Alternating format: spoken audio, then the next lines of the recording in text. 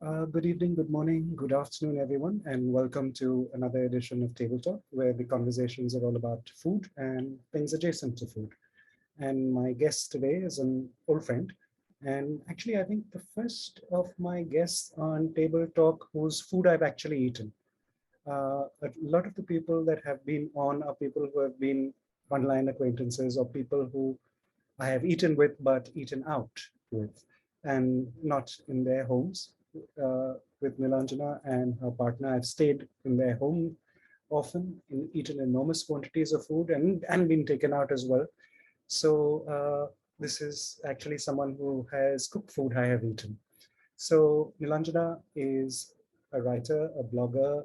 From those of you who were around online in the early 2000s will remember a persona called Hari Babu, uh, journalist, of course.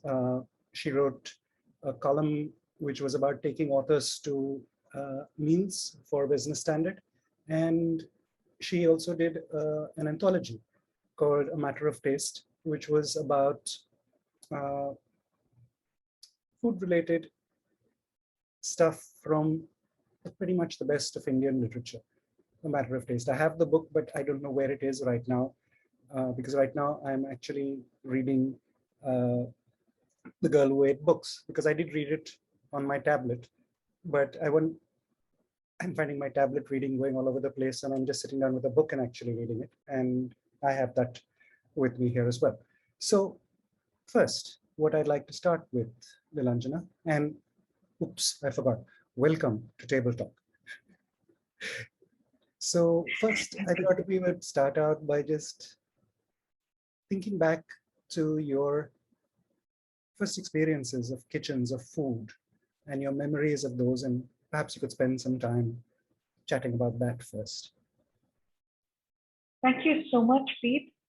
And I just want to say hello to everybody. Some of you are old friends and some of you I don't know, but you're so welcome. If you're tuning in at the same time in India, then everybody's either having dinner or just finished dinner.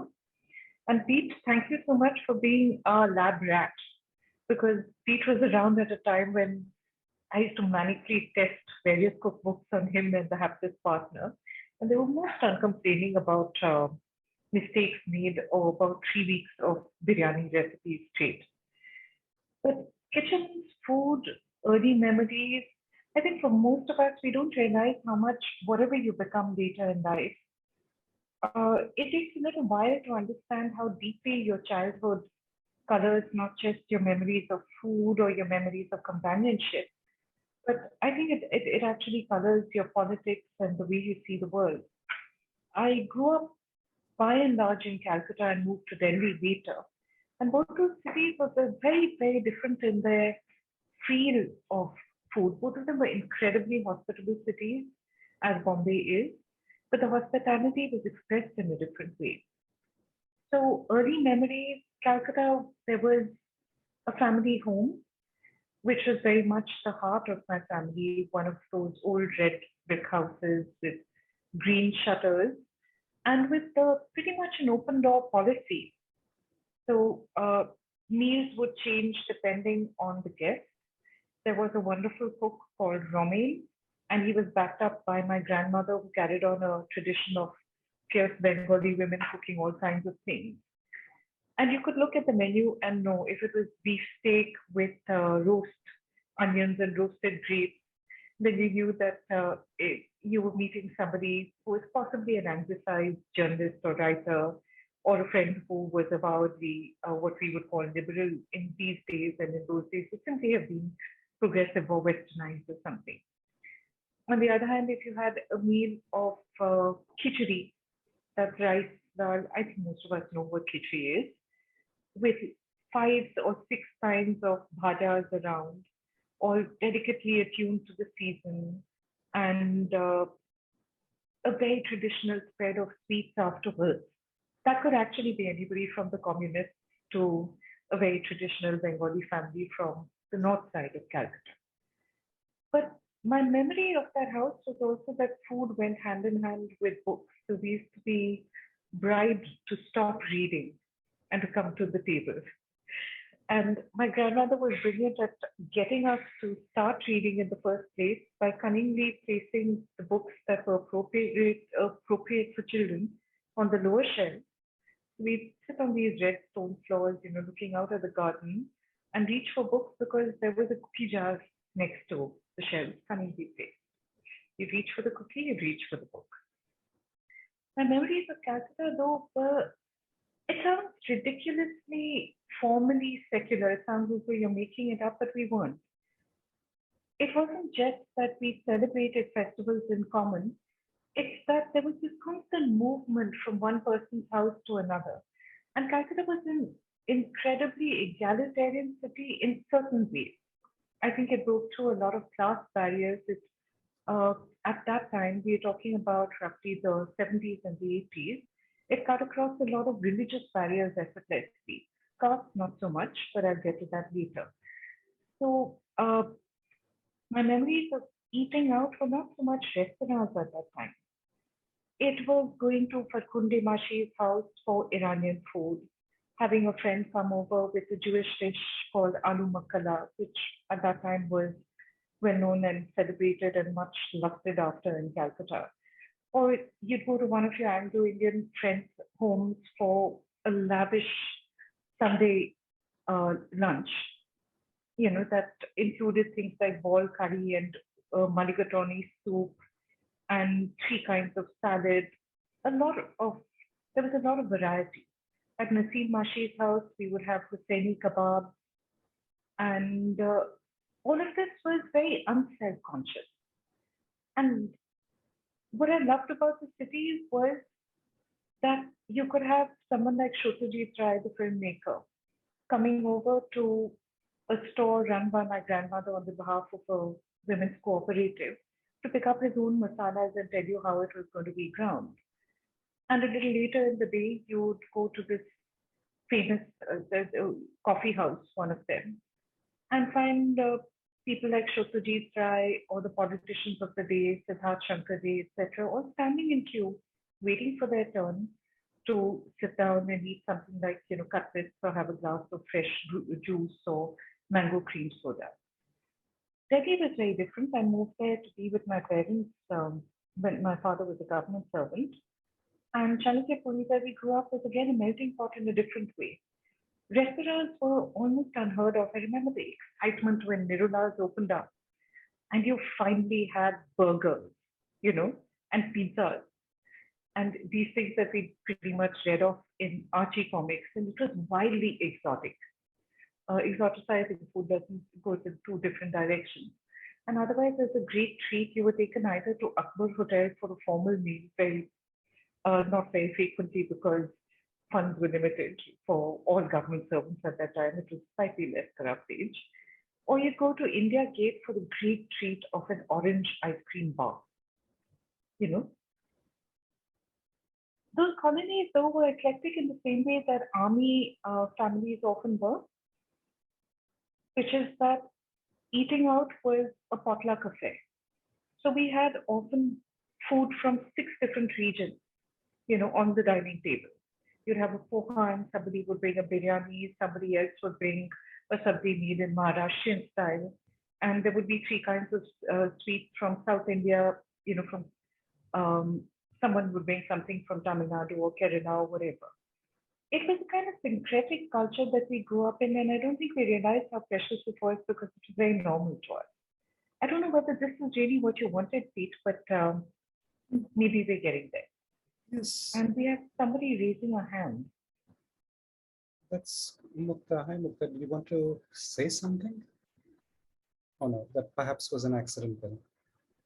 Yeah. Okay. So the early memories of what I'm, try to get a picture of when I have these conversations is the relationship we form with food.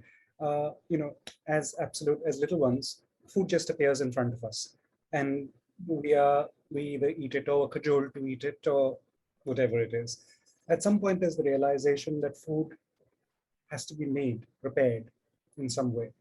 And so when do you think that realization first came to you? Or was it just something that was there all along, never quite consciously, had You know what I mean? Very, very early on. What happened? Okay, I'm going to try and build a picture for you if I can. My mother and my grandmother loved going to markets. And there was nothing like the sanitized supermarkets of today when you'd have cellophane wrapped everything. You didn't really have fancy superstores. What you did was, if you were being posh, you went off to Newmarket in Calcutta, where you could chillingly pick up things like barley sugar and MX Bigama's peppermint sticks, along with the more mundane sabzis and everything.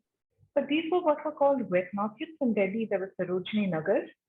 So one of my earliest memories of making the correlation in a quite matter-of-fact way, that the meat that we ate in curries that was so delicious and the chickens that, showed up roasted for Sunday lunch or whatever, came from real living things. And you would think that would be traumatic, but it was so much part of, you went to pick up bindis or you went to pick up school books at Bitul, and then you went over to the meat vans. And I have this memory of these small stalls, very clean inside, but flies outside, pools of blood, offal, kidneys, set up to display. And, a butcher shop advertised itself in the most stark ways, with entire legs of goat held up. Okay. Pete, I think Karthika is not being able to get in. Cool. Uh, Is that? yeah, cool. Sunil, you could just tell her that she needs to sign in with whatever credentials she normally uses with Zoom. Like, you need to have a Zoom account. And the basic free Zoom account. Oh, okay. Yeah, but yeah, you could send her creds, or if you could message me the email address, I can just invite her from the panel as well. Okay. Right. Pete, is the noise a little better? Yes. You there was a bit getting of a a little harsh feedback. edge to the voice in the beginning, which seems to be okay now. All right. Yeah. All right. So my mother and my grandmother, again, were both my grandmothers, my father's mother and my mother's mother, were both matter-of-fact folks. They were the kind of women who could whip into the kitchen, cook a meal for 10 people in about half an hour, just using ingredients at hand.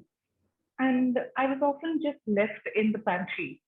You have to imagine a large kitchen with a chulha on one side and with a formal Aga gas stove on the other. And instead of a fridge properly, what you had was these old meat trays, wire fronts like a rabbit hutch, and the legs placed in sources of either water or kerosene to keep out flies. And so I was often just, as a baby or a very small child, just placed where you roll out the pastry and then taken off and the pastry counter wiped down, the Roy placed on the floor among the onions and the potatoes where she belonged. And so one of my earliest memories was actually sound. It's not sensory.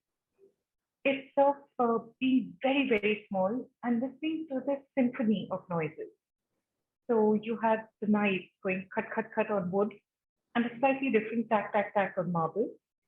You had the sound of the tap water running into a marble sink, and you had steam rising, from the karhais, chonk, like that.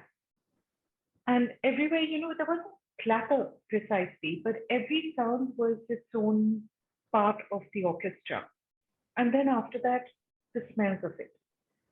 So the smells of a Bengali kitchen would be fairly, as you would imagine, there was a little bit of the pungency of mustard oil and the sharpness of red chili being smoked for some dish or the other, right? And the second smell that rose up was not so much garlic ginger, that I associate much more with Delhi and Delhi kitchens where that ginger garlic paste was part of the whole thing. But it was the smell of lemon leaves, Gandharaj lebu leaves, which is a lot like carpet lime leaves. And it's a very particular, it's a clear, sharp lemon note kind of arcing over everything.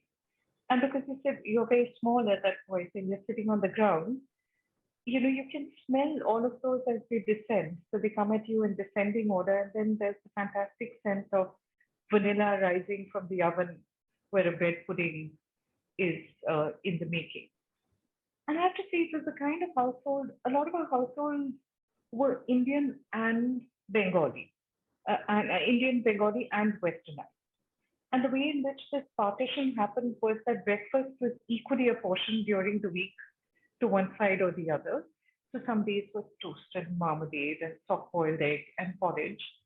And some days were masala omelette and paratha or luchi or kochuri with a little bit of aloo dum, right? Lunch was always, and I still am imprinted with this. Lunch was always Indian in some way or the other. My Indian palate went all the way from Bengal with a large chunk of Anglo-Indian recipes all the way back to North India and with a hint of Gujarati cooking thanks to friends like the writer Ruchi Joshi and a hint of Punjabi from other friends like Baba Kapoor, the cinematographer, among my favorite men who cook. Uh, and dinner was usually lighter, westernized, centered around some kind of meat dish, but with beets and salads and things in white sauce. I cannot stand things in white sauce to this day. But a lightness to it, a sense of we are now going out into the world. It's the end of the day, and we're going to close it by pretending that we're in Europe somewhere. Hmm. Tell me about the other part of it as well now that we're talking about, the girl who also ate books aside from food.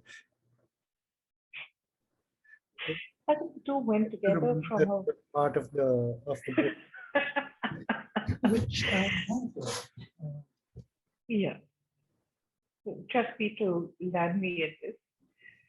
So that's the girl who ate books. Okay, this was a section from my collection of essays on reading, chiefly in English, because unfortunately we cut out a lot of the other essays. But it's a sensory experience that you might not be able to have today because paper has changed and the way that people print books has changed.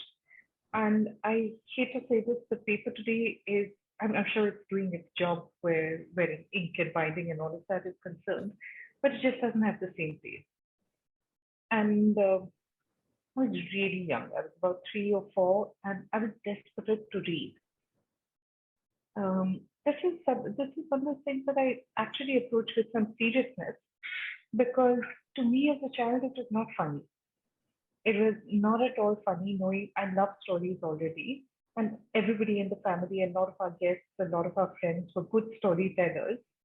And I used to look up at those books, not just with longing, but with a kind of despair, because I knew, somehow that was it. That was the equivalent of the pantry and the storehouse and the market with their endless stalls. That's where the good stuff was.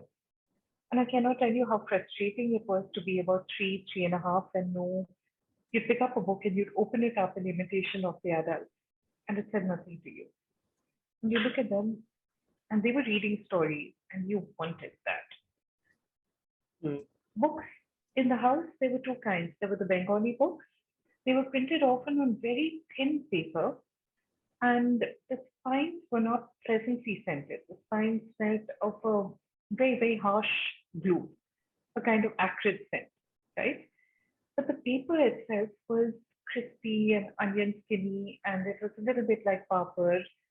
And I spent a lot of time, just looking at that and lightly touching it and then sniffing it. That's how you get into trouble.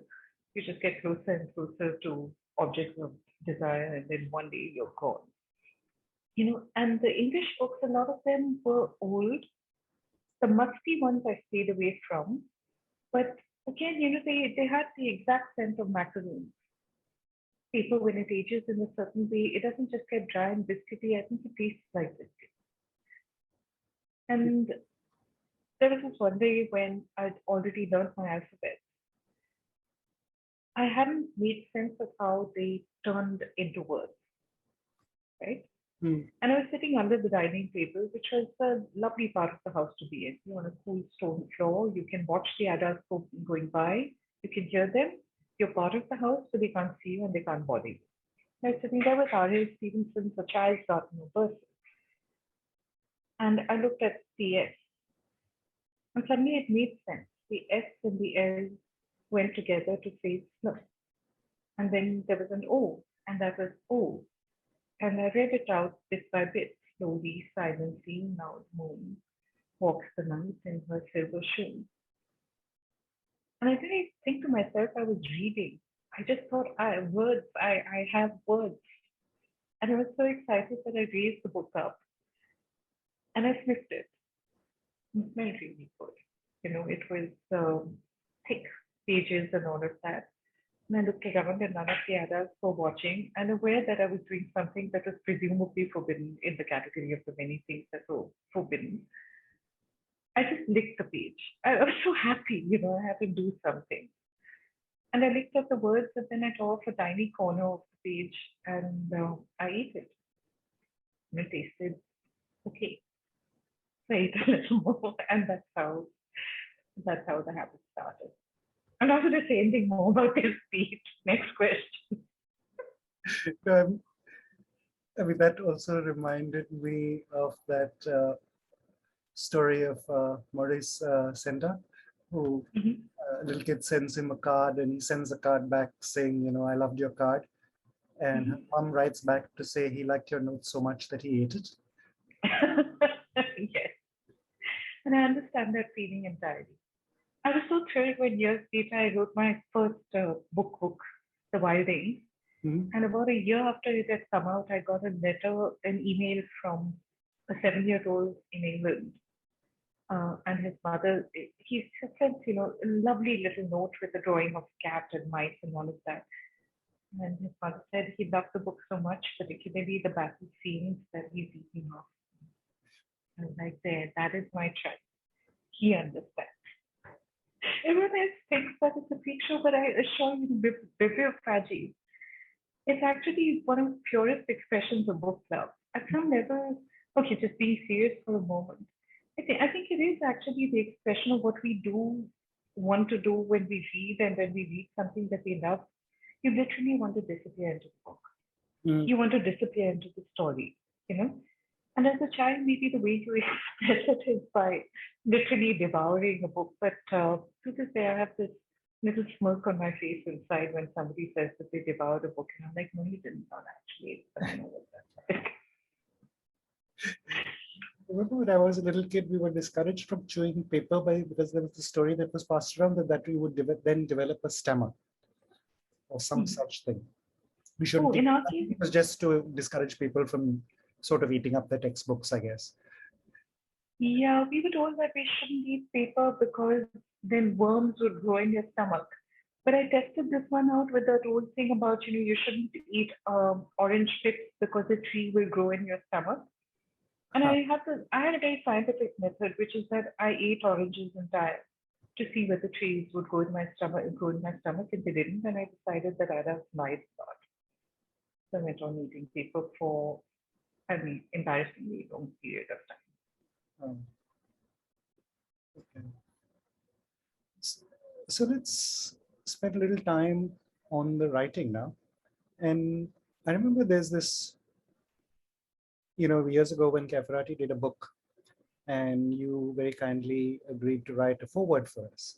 And there is this phrase that you used in there, which I have then stolen and, used with a number of people who want to be writers. You said, giving yourself permission to call yourself a writer.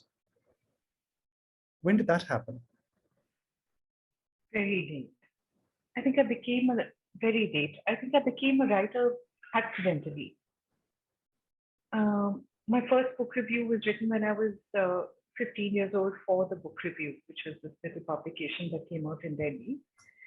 And then I kind of stumbled into journalism because I didn't want to do a PhD. And I didn't know what else to do with myself. I finished an MA at JNU and realized that I loved literature per se, but I didn't actually want to go down the academic route. I think one of the reasons why I only published a novel when I was 37 or something is because I really wanted to be a writer. I was writing secretly all along. I had these drawers filled with short stories and ideas for fables, and I would, even as a child, I would sort of create my own books, you know, on just the backs of old cardboard shirt fronts and this, that, and the other, and stapled them together into books. And I don't remember a time when people in the house weren't telling each other stories. But the important thing is that, again, the women in my family didn't really take being a writer seriously. What was serious, they were all determined, the older women, they were determined that you should go out and write and work. But work was something serious. It was a government job, or it was becoming a lawyer or a doctor, the usual. And I think I loved books too much for too long to actually put my own writing into the world. I was really scared. And so I did the next best thing. I became a book reviewer. I worked in publishing.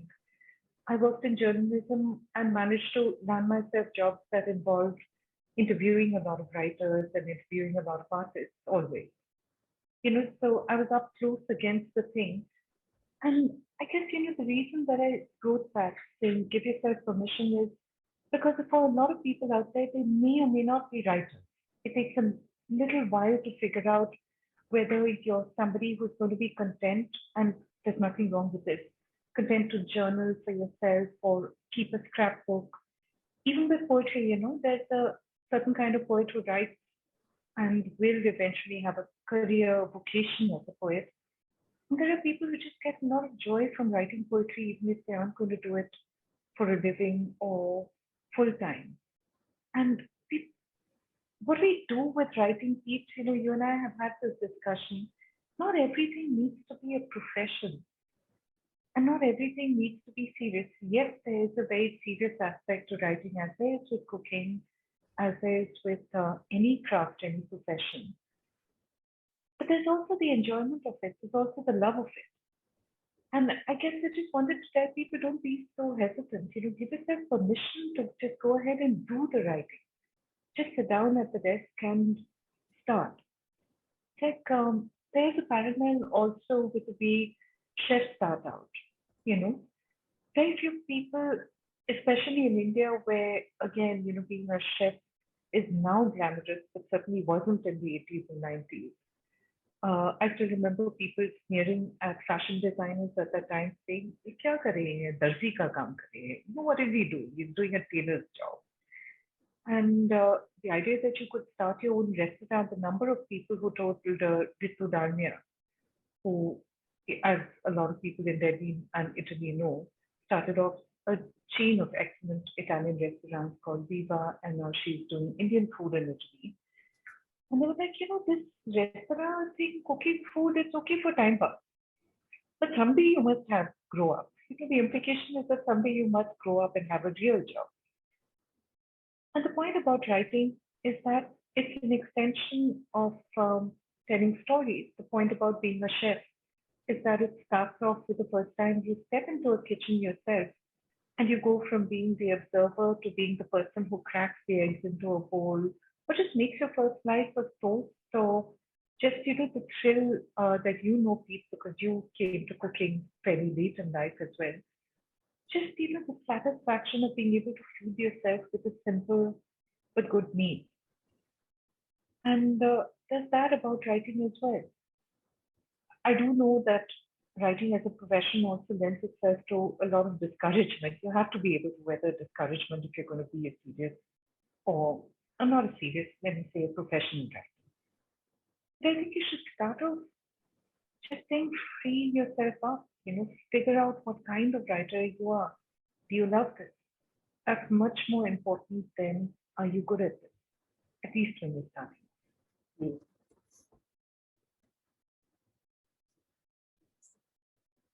Can we spend a bit of time on the process and how you went about doing A Matter of Taste? A Matter of Taste came from a gap in the market. This is 2004, and we just lived through a decade that was pretty exciting for India, for Delhi, for a lot of the metros.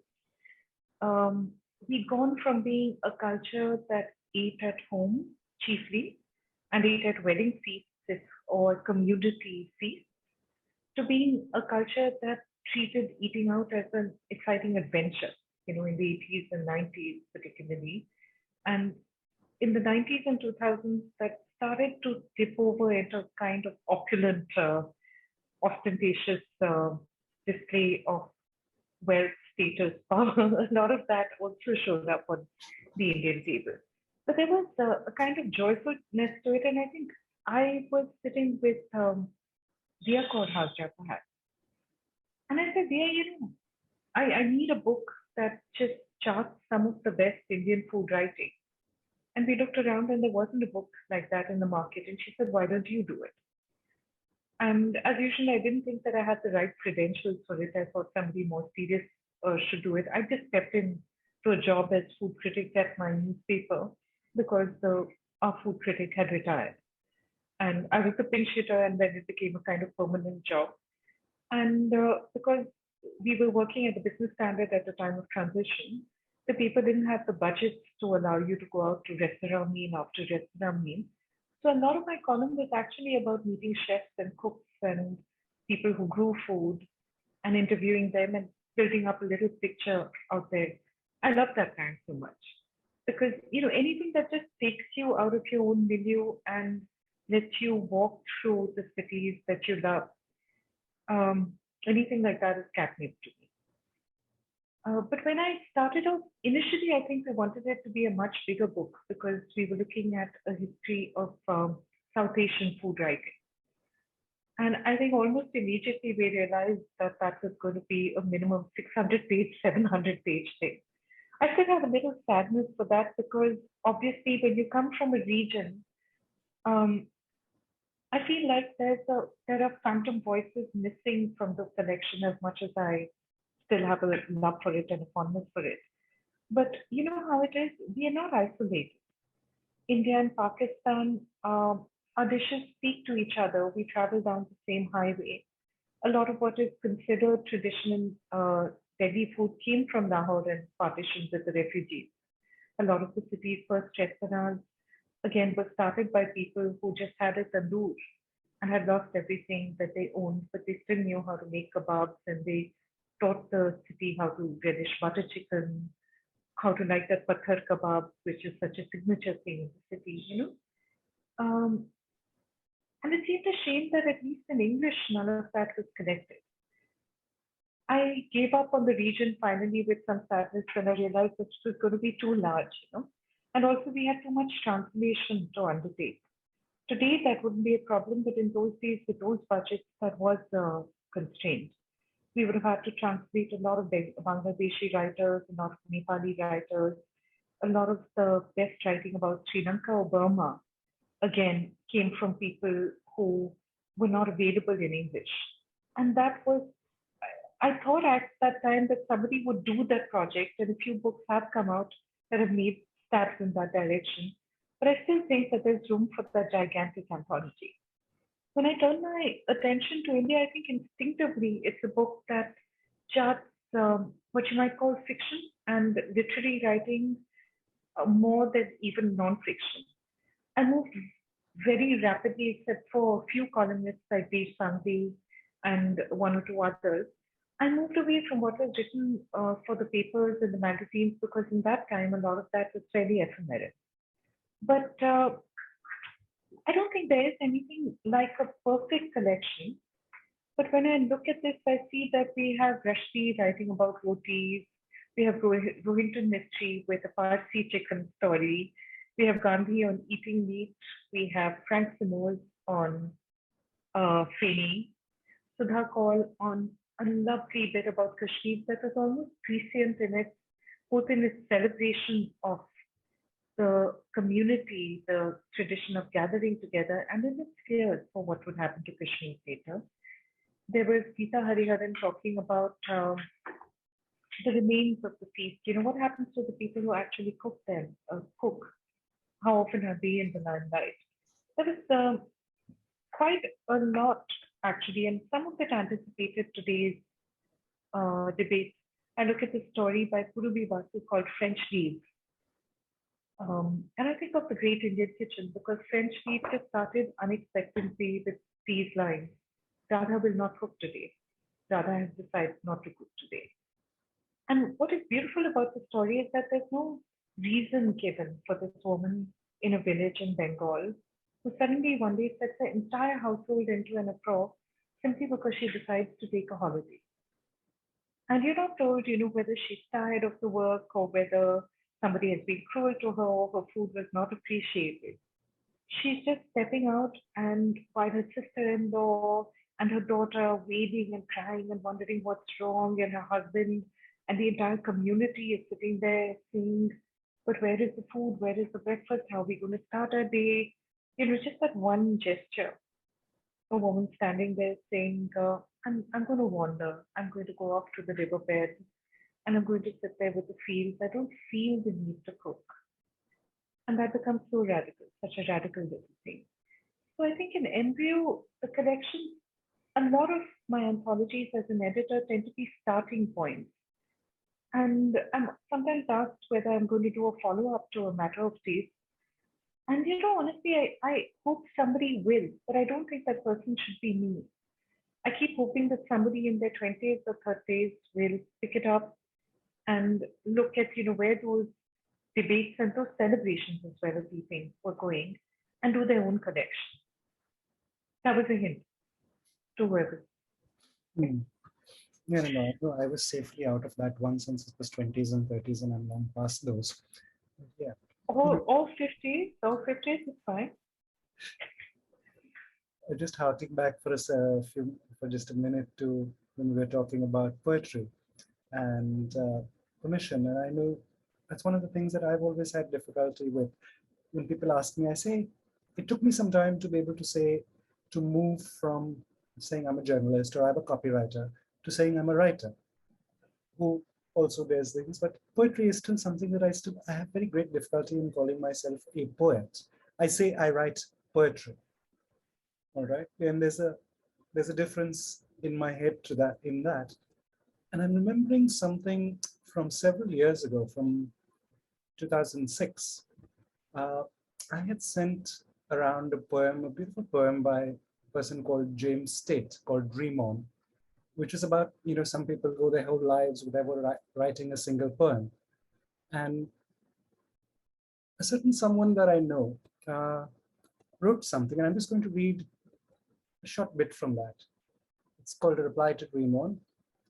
And some people write poems every day of their lives, but not on the page, not on the screen. In the kitchen for friends who drop by just like that, they slice green limes open and squeeze the heart of summer into tall glasses. Add sugar and mint crushed lightly for the scent and stir. In these cool, heavy glasses, inherited from their mothers or bought at a craft sale from the man with the mole on his face, they carry out on a clinking tray of sonnets. Do you remember that? Not fair. It's not fair. That was an ambush. I'm Thank you, but thank you for retrieving that. I mean, that was, I don't actually write poetry. Yes. That was an ambush. God, yeah, that was an ambush. But that reminded me of one of my favorite poems, and I did want to read this to you because it's almost like a parallel thing. This is by Joy Harjo, and it's called Perhaps the World Ends Here. The world begins at a kitchen table. No matter what, we must eat to live. The gifts of earth are brought and prepared, set on the table. So it has been since creation, and it will go on. We chase chickens or dogs away from it. Babies tease at corners. They scrape their knees under it. It is here that children are given instructions on what it means to be human. At this table, we gossip, recall enemies and the ghosts of fathers. Our dreams drink coffee with us as they put their arms around our children. They laugh with us at our poor, falling down selves, and as we put ourselves back together once again at the table. This table has been a house in the rain, an umbrella in the sun. Wars have begun and ended at this table. It is a place to hide in the shadow of terror, a place to celebrate the terrible victory. We have given birth on this table, and it prepared our parents of burial here. At this table, we sing with joy, with sorrow. We pray of suffering and remorse. We give thanks. Perhaps the world will end at the kitchen table while we are laughing and crying, eating of the last sweet bite. And I never want to forget that. I think this is actually an answer to the last question that you asked, which is where a matter of taste came from. And a lot of it was just wanting to put together all of that because so far, we've been talking about food in very personal ways. And one second, I'm just going to take a look at chat. Yeah, there's lovely asides from Salil that we should start reading it at some point. Yeah. But the history of food is almost always, some of it is savage, some of it is the history of conquest, the way that the spice trade, the sugar trade and slavery, those are things that we all know about. Some of them, as we were discussing about women, the kitchen, which is such a place of freedom for me now as an adult. But I think it would be very different if I was of a different class, if I just had to sit there like a woman in the great Indian kitchen from morning till evening, churning out meal after meal after meal, like an automaton. And over time, I think I grew to see that food was political, that food writing was political, and it was also simultaneously the place of not just pleasure, that's easy. Almost every second review of food will write about how something is delectable or, those usual cliches and stuff. But it's also the place of unguardedness. Mhm. It can be very performative, the whole business of eating out at restaurants. But the kitchen table, the table at home, is where, in a way, you're your most unguarded self. Even if you have a very formal table set with forks and knives and linen napkins or something of the sort, or brass paddies with 8 bowls around or something of the sort, yourself is out there. Yourself is out there when you cook. And I really came to believe over time, most of my memories of Delhi again are a city of being given the gift of many meals sitting around with friends. It was a city where I discovered that men could unself-consciously take charge of the kitchen, which is something I've seen in apparently, my family is progressive in many ways, but by and large, women took charge of the kitchen and the staff or cooked themselves or whatever. And it was only when I was living with my father in Calcutta for a brief while, my brother and I were with him, that I saw that a man could be that competent, and that stayed with me. And then again, coming down to Delhi, it was a city where a lot of the artists and the filmmakers and writers, the men cooked, the women cooked, and amazingly, a lot of the men also cleaned up after themselves. You know? Yeah, you keep hearing about, in the group in which the idea for this conversation, the series of conversations came from, which is the Simple Recipes group, which we've had since last year. I mean, for one, this entire lockdown period for me was the learning to be at least competent in the kitchen. I still don't cook well by instinct. I cook by numbers. There are a few things where I'm inventive because I've experimented a little bit with those things in the past, and I kind of sort of get, okay, this will go with this, and I know it will. But I still have to go, if I haven't done it for a while, I still have to go and check the sequence of stuff that I need to do when I'm making a khichdi, for instance, and what to do when, and that kind of thing. But one of the things that came up was this very often in the group, and that opened up so many worlds to me, and which is what led me to do this series of conversations, was the number of things that intersect food.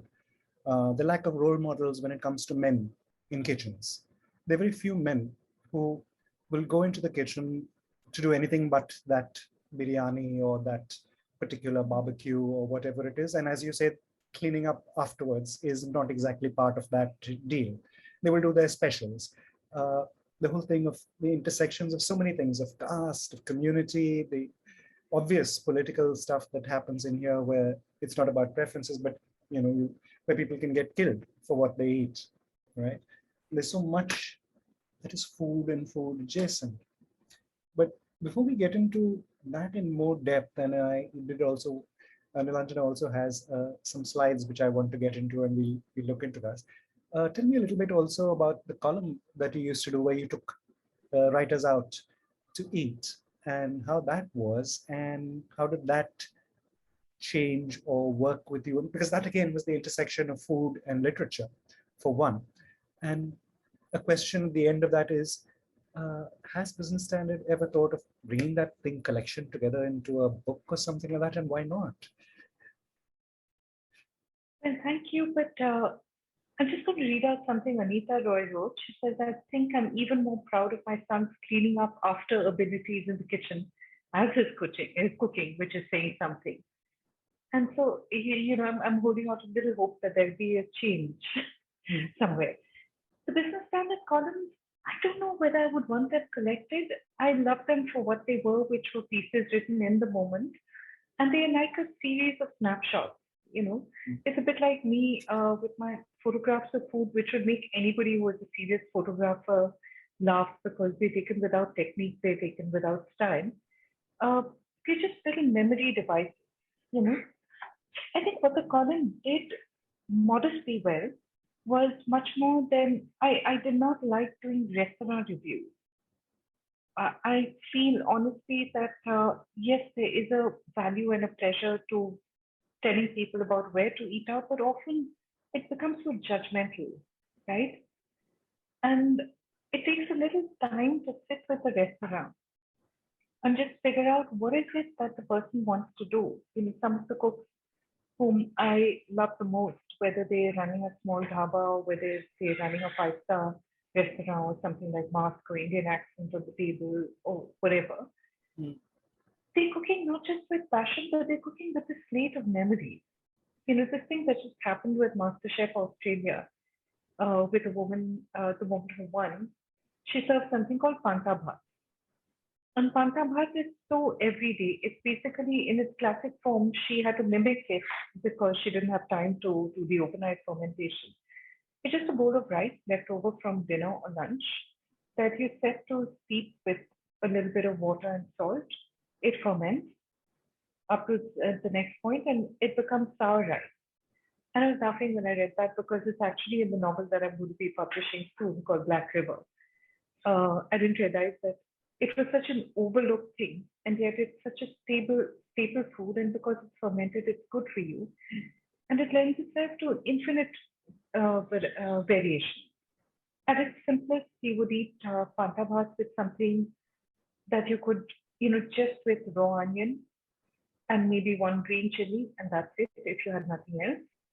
And you could eat it with an aloo bharta, or you could eat it with fried fish in a more sumptuous version, make it a little bit more like khao the Burmese khao you know. Again, reading out, Sanil, sorry I missed reading out your comments, but frame out here.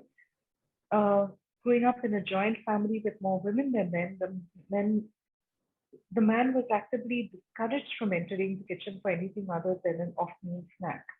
Then every family split into atomic parts, and the man had to get into the kitchen to help. But I remember this as well, this whole business of policing. And when I was doing the food column, one of the things that struck me, one of the ways in which Delhi was changing, was that kitchens were becoming more eclectic spaces. Mm. And I have to hand it to five stars out here. They often, treat it as a bit of a cliche because you say, oh, five-star hotel food, when often you mean something that's not that authentic or that's a little blander, a little catering to a generalized palate. But a lot of them from the Oberois to Ashoka and Akbar Hotel onwards, they made their kitchens a very eclectic, non-police space. Initially, a very masculine space as well. It took quite a while for women to break into the Delhi cooking world. And kitchens were policed in a particular way. This whole thing about gender comes up so often because men are both actively prevented, as Prem says, no, no, no. There's a learned helplessness Mm. that comes with the territory. Mhm. But sometimes it's also, again, going back to something like juice, it's just considered normal, you know. What work does the woman do? What work does the man do? And when you start taking this across through castes, when you look at any kitchen through those lenses, and ask just a set of very simple questions. What will you eat and what will you keep out of your kitchen? Who will you include and who will you keep out of your kitchen? Who does the cooking and who does the dirty work? You know? And there you have it. You have the snapshot of a country or a neighborhood or whatever. One of the things that Pete and I often discussed was the ways in which we were seeing both Delhi and then Bombay change, not necessarily by a change in the numbers or the kinds of different communities that are living here, but both cities at some point became more exclusionary. Instead of neighborhoods overlapping with each other, you had a much more hard stay in your lane policy. And I've been very disturbed recently because, we've seen a lot of food policing in recent times in the north. It starts off with people being lynched for on suspicion of having beef in their fridge or meat shops being forced to close first for a particular festival and then for entire months. And now it seems to be turning into, targeting of Muslim fruit sellers, vegetable sellers, or entire neighborhoods for the first time, just saying you cannot buy land here because, and the reason that is given always for exclusion is that you will cook your kind of food and the smells will come here. That whole thing of smell in the kitchen as polluting. I remember this in Bombay in 92 and 93, the riots. And it was after that that I don't remember, maybe, perhaps I wasn't paying attention before that to what was happening in the city around me.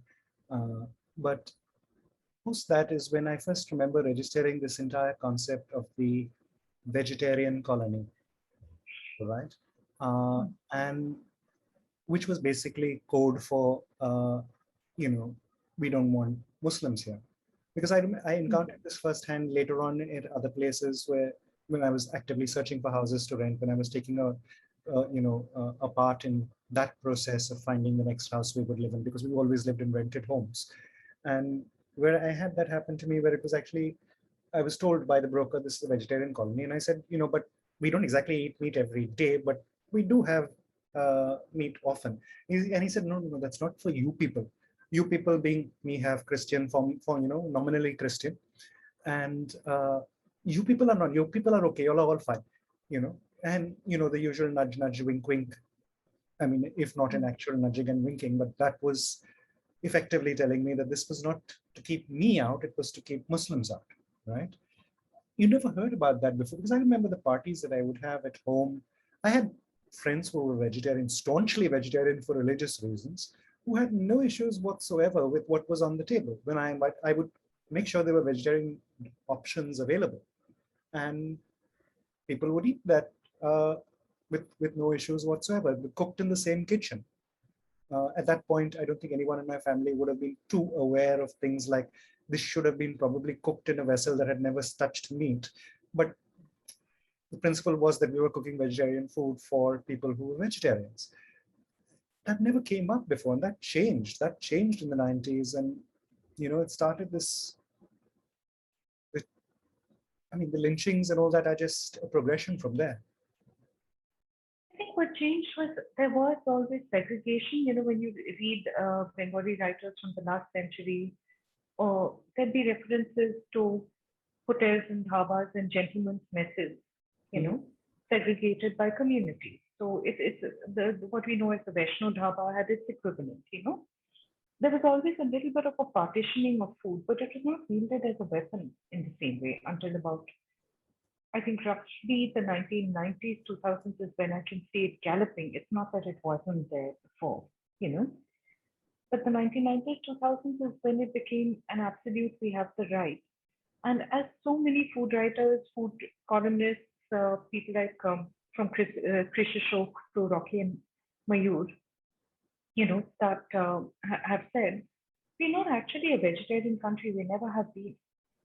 When you start, it's not just that the concept of vegetarianism is restricted by and large to a few upper caste sections. It's across every region when you look at it, and when you look at normal indigenous practices, when you look at a cross-caste, cross-religion axis, then you see that Indians by and large have been very comfortable with eating meat or at least living close to meat eaters for centuries, you Mhm. know.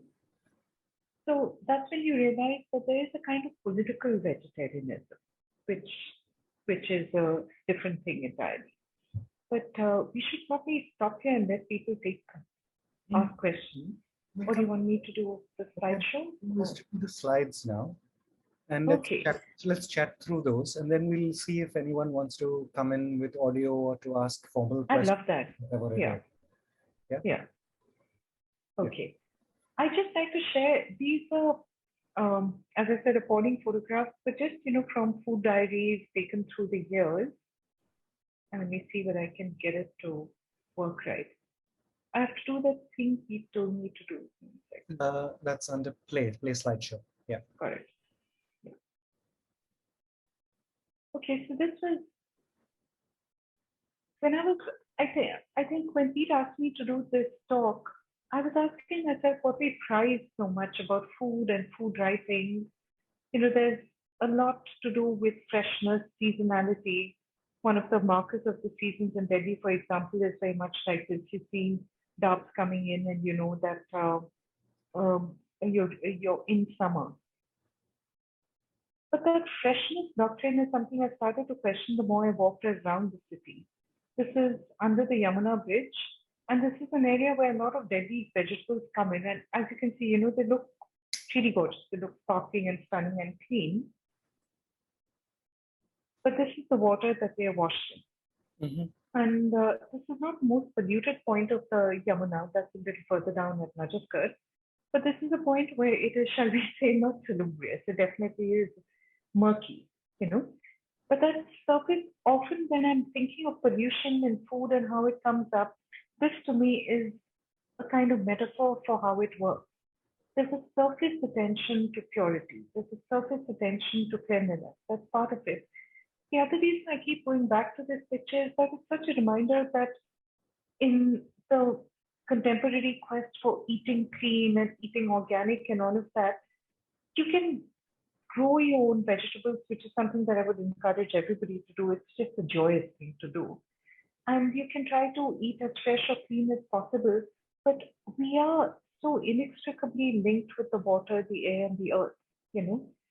And unless your cities and your communities invest in that kind of environmental wholeness, you can't just separate out good vegetables. You might as well wash them in this kind of water.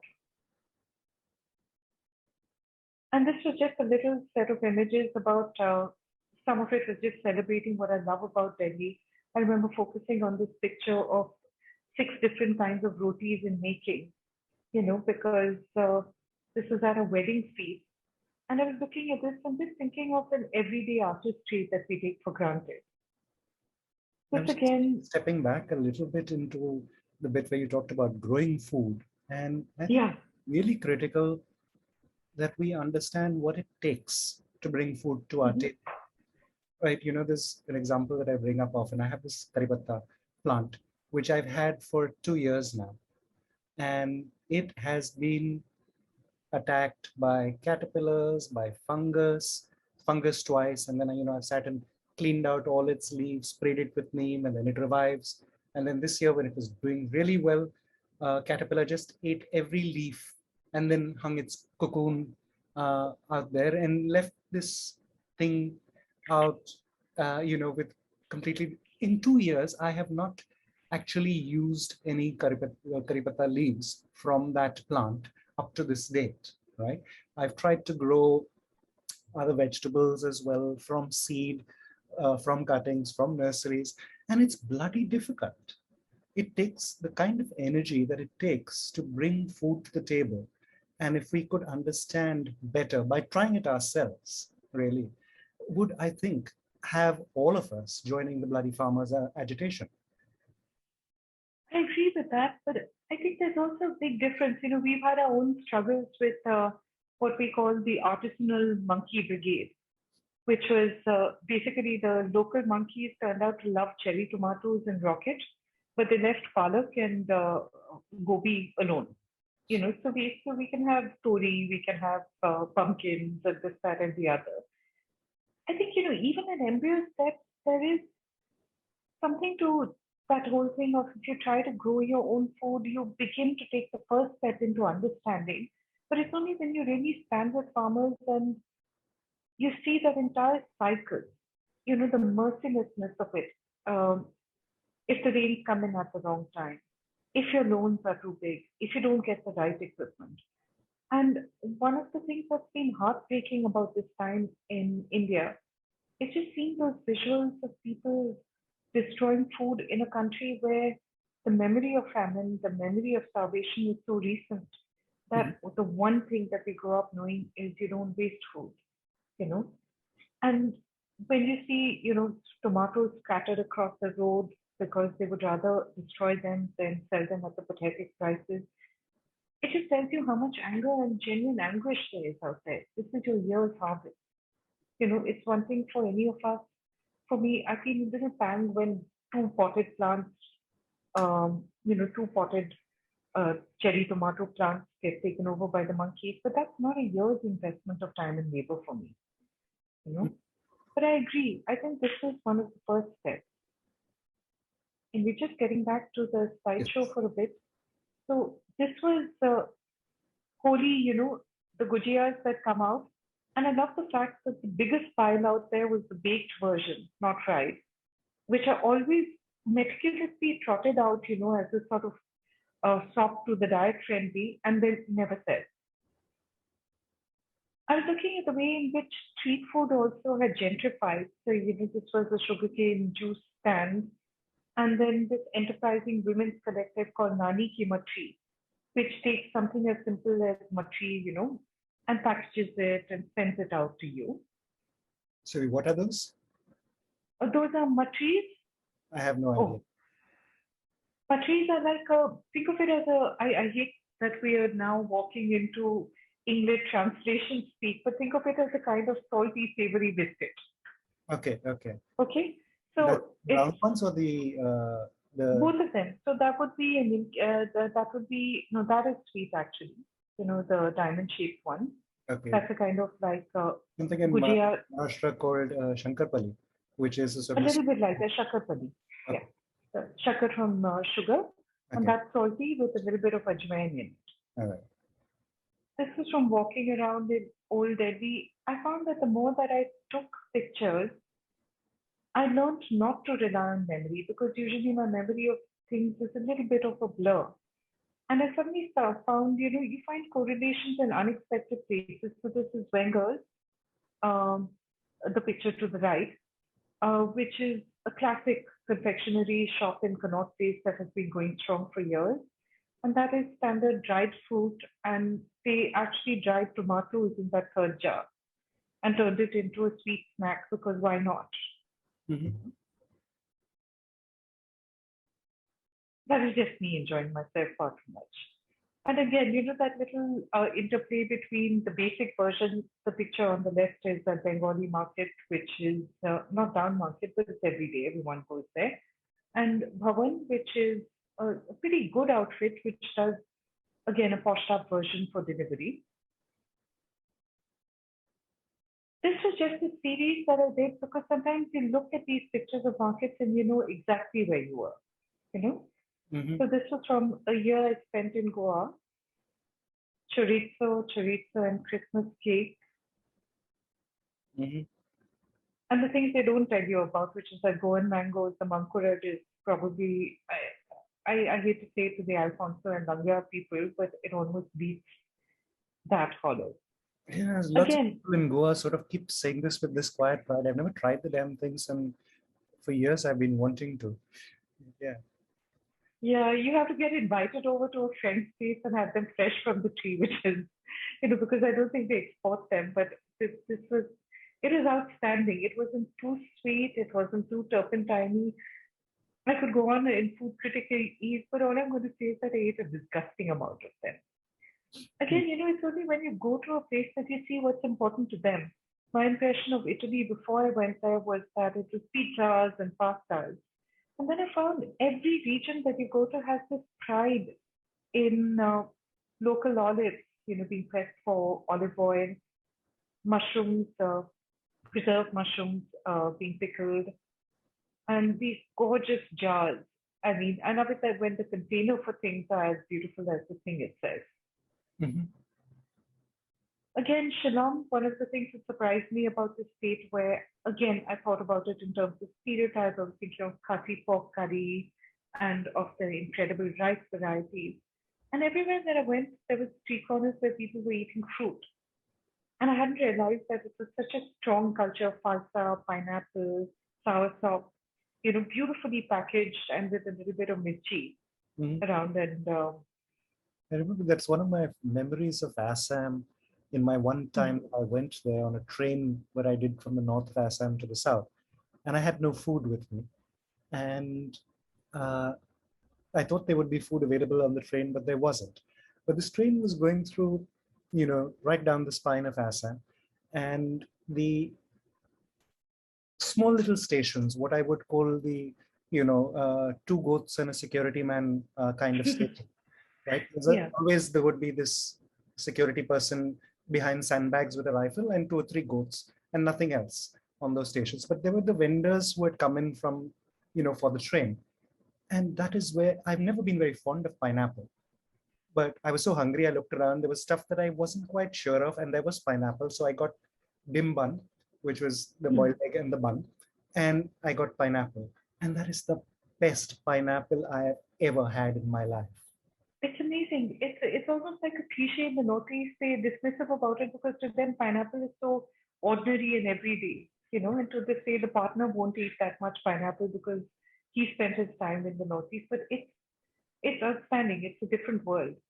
Bhutan, the local market, which you can see in the picture to the left, that blew me away because it was exactly like the Indian markets that we have, the West markets, except that it was crazy clean. And again, those are the chilies that they're known for. But the real surprise for me, the beef again was extraordinary. But the real surprise for me was this, the picture to the right, the chanterelles. We were Uh, lucky because they were in season at that time, and these had been fresh picked. You can see the dirt.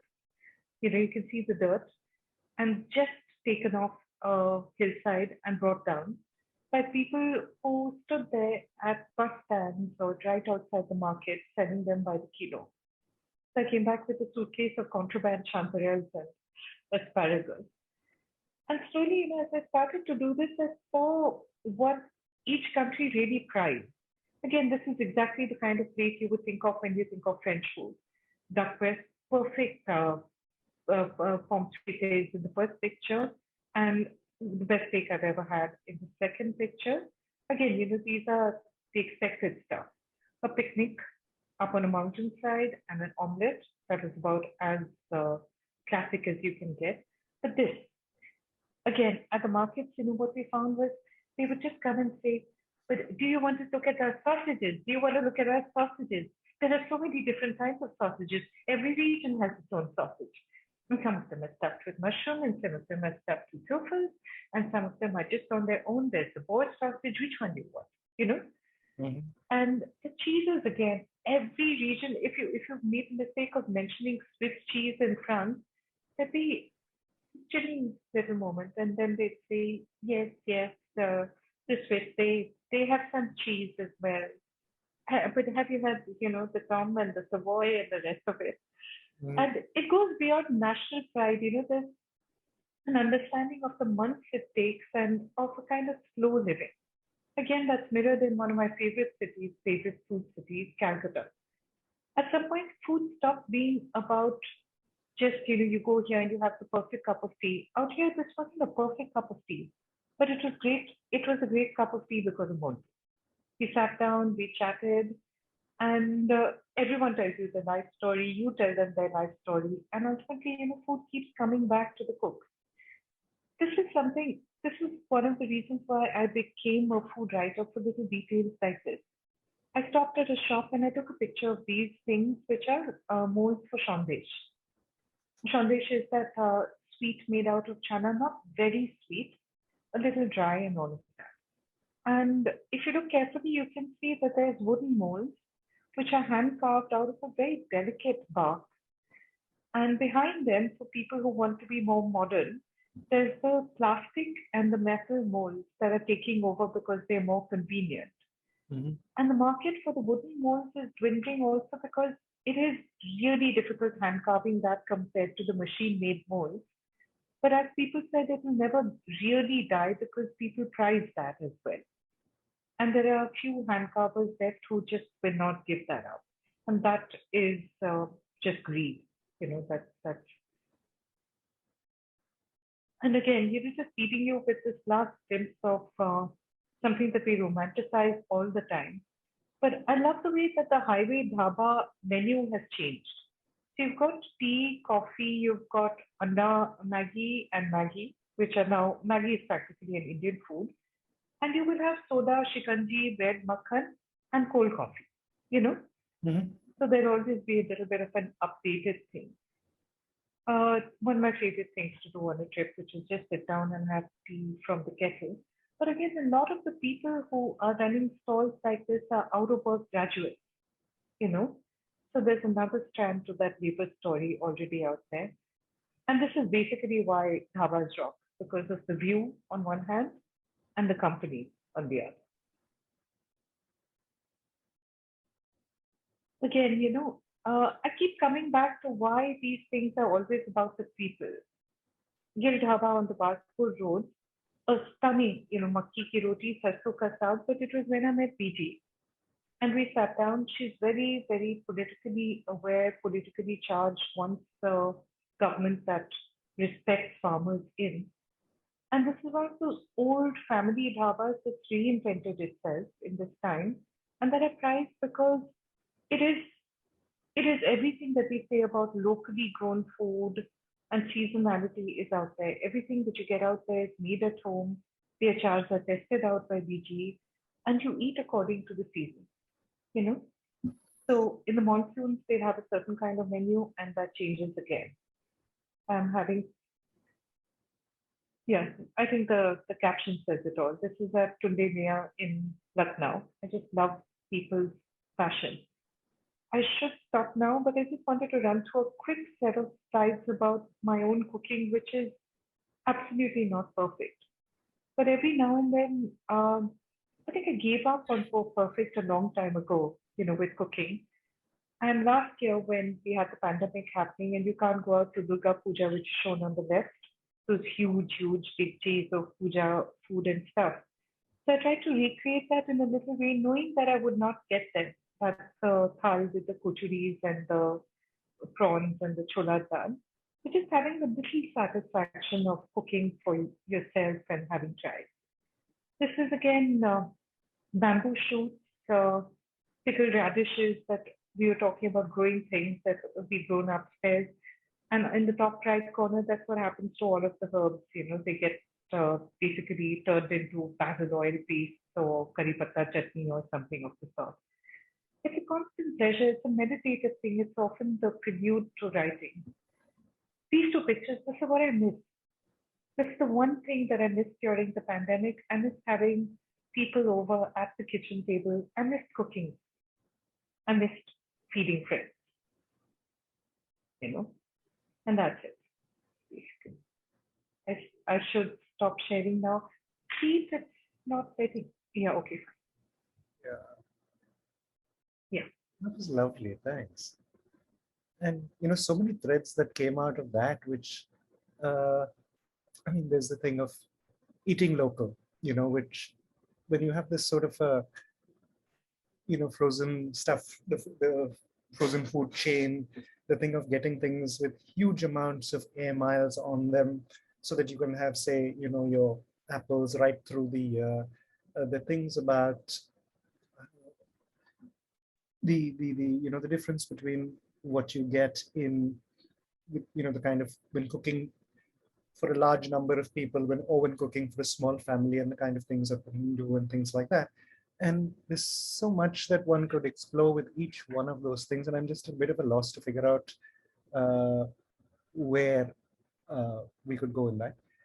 So I uh, Okay, what we're going to do is we're just going to take, don't go away. We'll just take a couple of minutes where Nilanjana just needs to leave for a few minutes. We're going to turn off camera, but I'll keep, and I'm going to bring in a few of you who would like to, if anyone wants to come in to chat, let me know. There are a few people who I have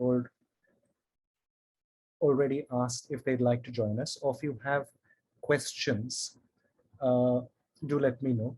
We'd like to have people come on, join us on camera. You can ask questions in the comments if you like, or in the Q&A box.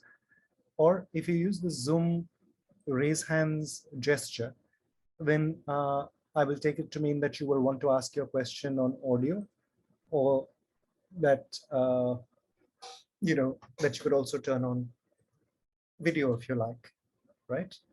So just give us a couple of minutes. Nilanjana's going to ease her back a bit because she has a bit of an issue with the back, and to also just get some coffee. But I now have with us, joining us to chat, Anita Roy, Prem Panikar, Salil Tripathi. These are mutual friends, Nilanjana's and mine, friends. Not, who we know, we are friends separately as well as in various groups. So hi guys, and thank you for joining us. Please feel free to turn on camera and say hi to people. I'm particularly happy that Prem is here, because Prem told me a little while ago that the food thing is not something that he particularly wants to spend too much time on. So I'm just thankful that Nilanjana was enough bait to bring Prem in to one of these conversations. Salil, of course, is someone that I've been learning about food from for a long time, and the way that he's talked about his cooking at various places and so on. And Anita is here too, and Anita is going to be a guest in a little bit as well. So hi, and what reaction so far? What do you think? What have you liked? What do you think we should? It's making me want to cry with longing for all the food. I was like, it was positively sadistic of Nilanjana to show us all those pictures. When I'm sitting here, so in England, having not been in her kitchen or in a dhaba or anywhere that serves anything like that for 5 years, and it was just really mean of you, really, to dangle all that stuff at us. And then I will come to the UK and kidnap you, Anita, darling. I promise.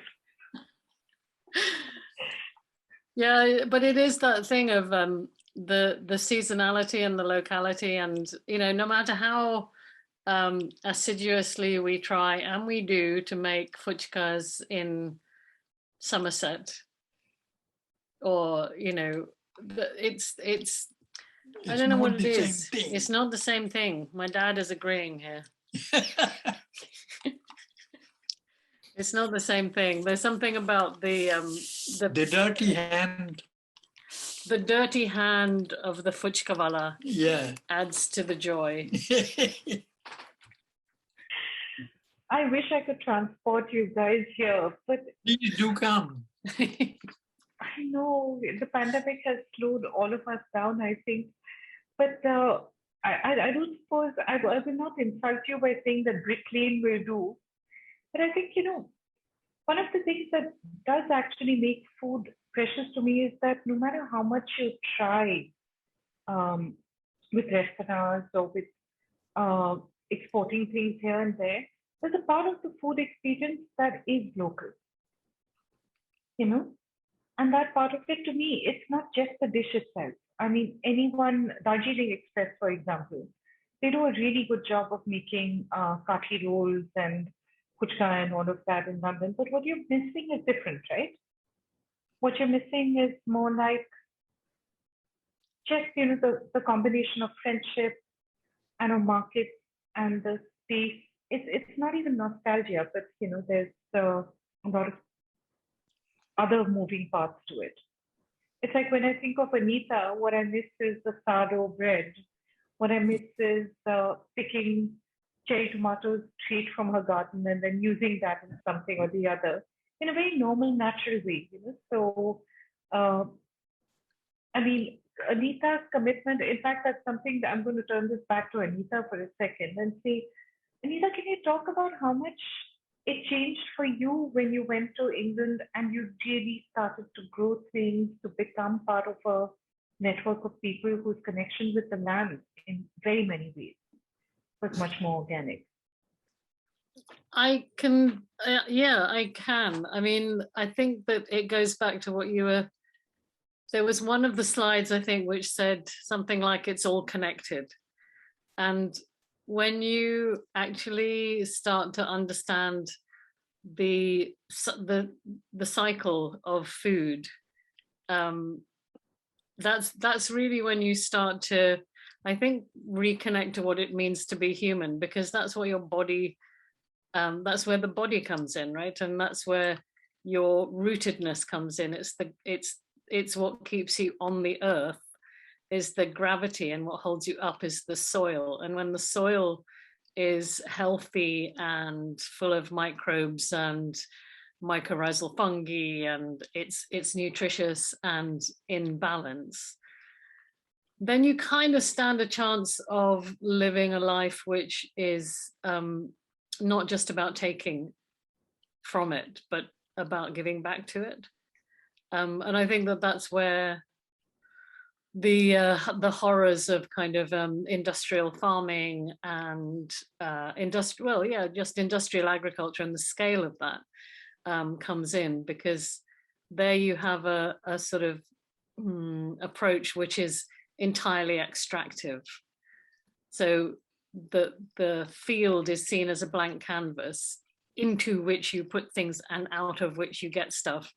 And it's a very like, we're going to fertilize this in order to have this, and that's the end of the thing. There's no actual connection. There's a bit of cause and effect.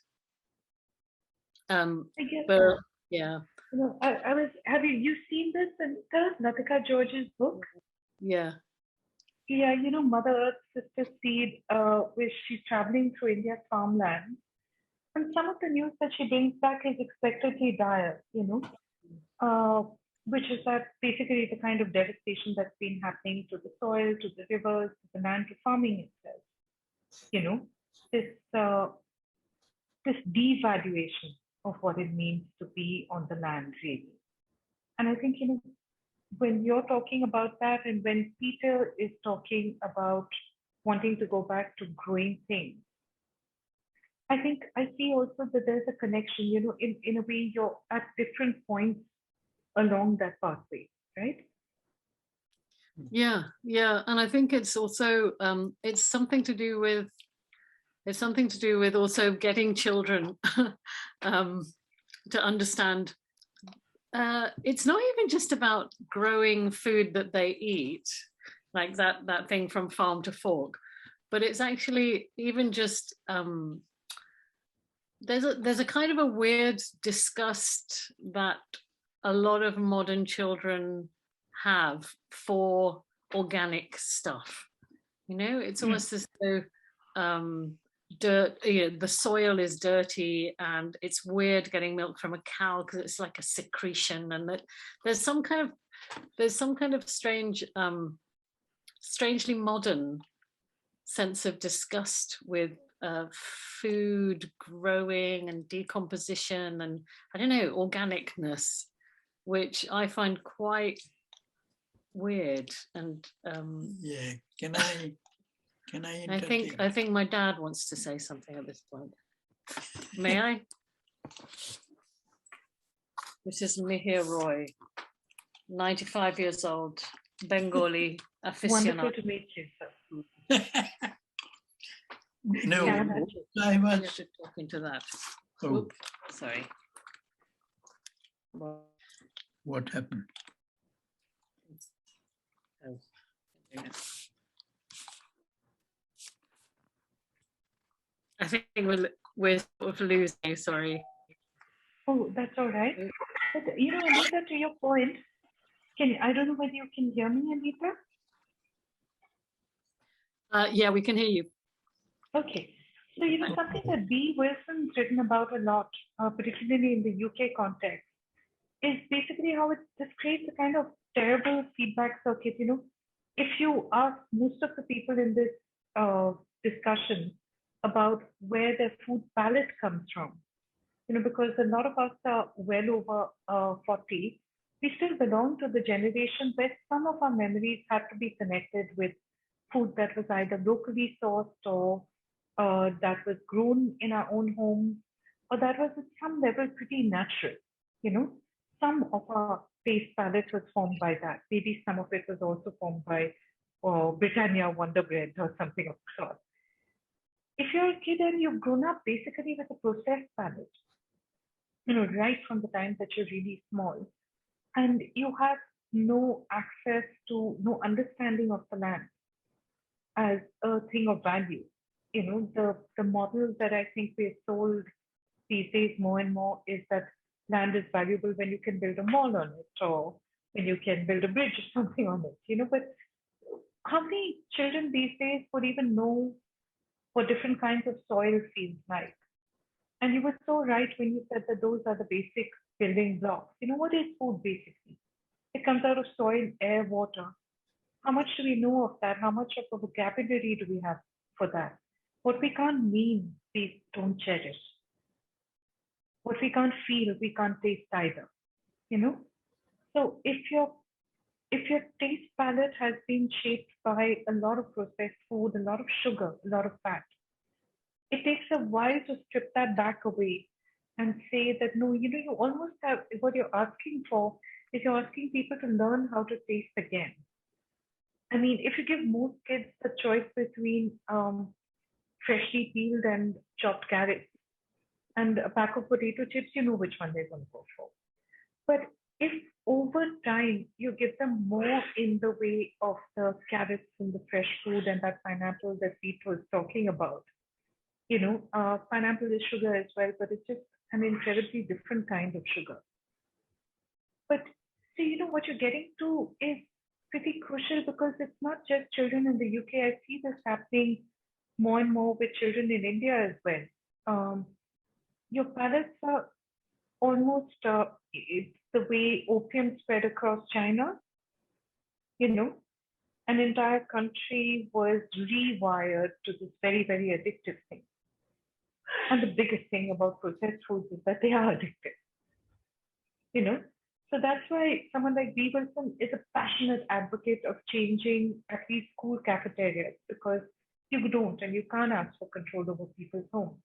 But that's the one area where you can make a difference. I don't know whether that's a partial answer, but the other thing is, when you mentioned your son has also grown up watching you grow things. And so at some level, either he'll do that himself or he'll have an appreciation for it. But if you ask most people, even bright kids, where does food come from? They know it comes from the market, it comes from a shelf, it comes from a box.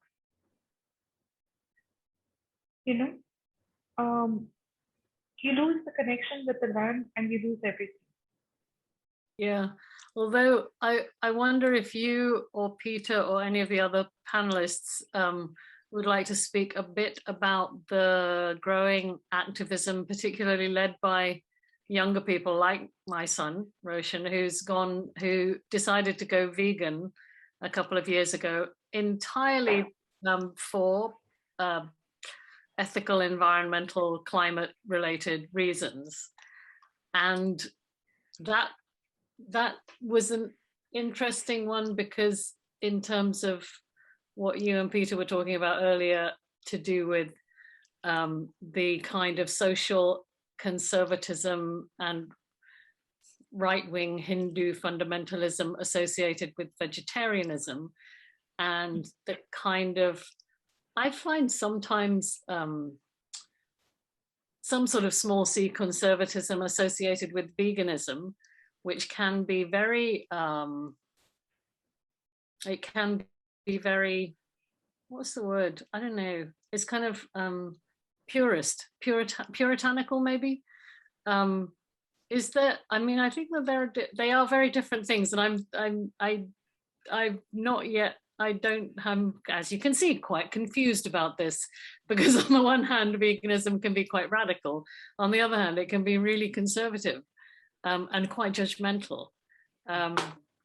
I'm And I seeing just your wanted to, son, yeah. your son's choice is also reflecting on, coming from things I've known about you. I know that when I was doing Kalagoda, for instance, uh, you were the person who wrote to us explicitly and said, no plane ticket for me, I'm coming by train, right?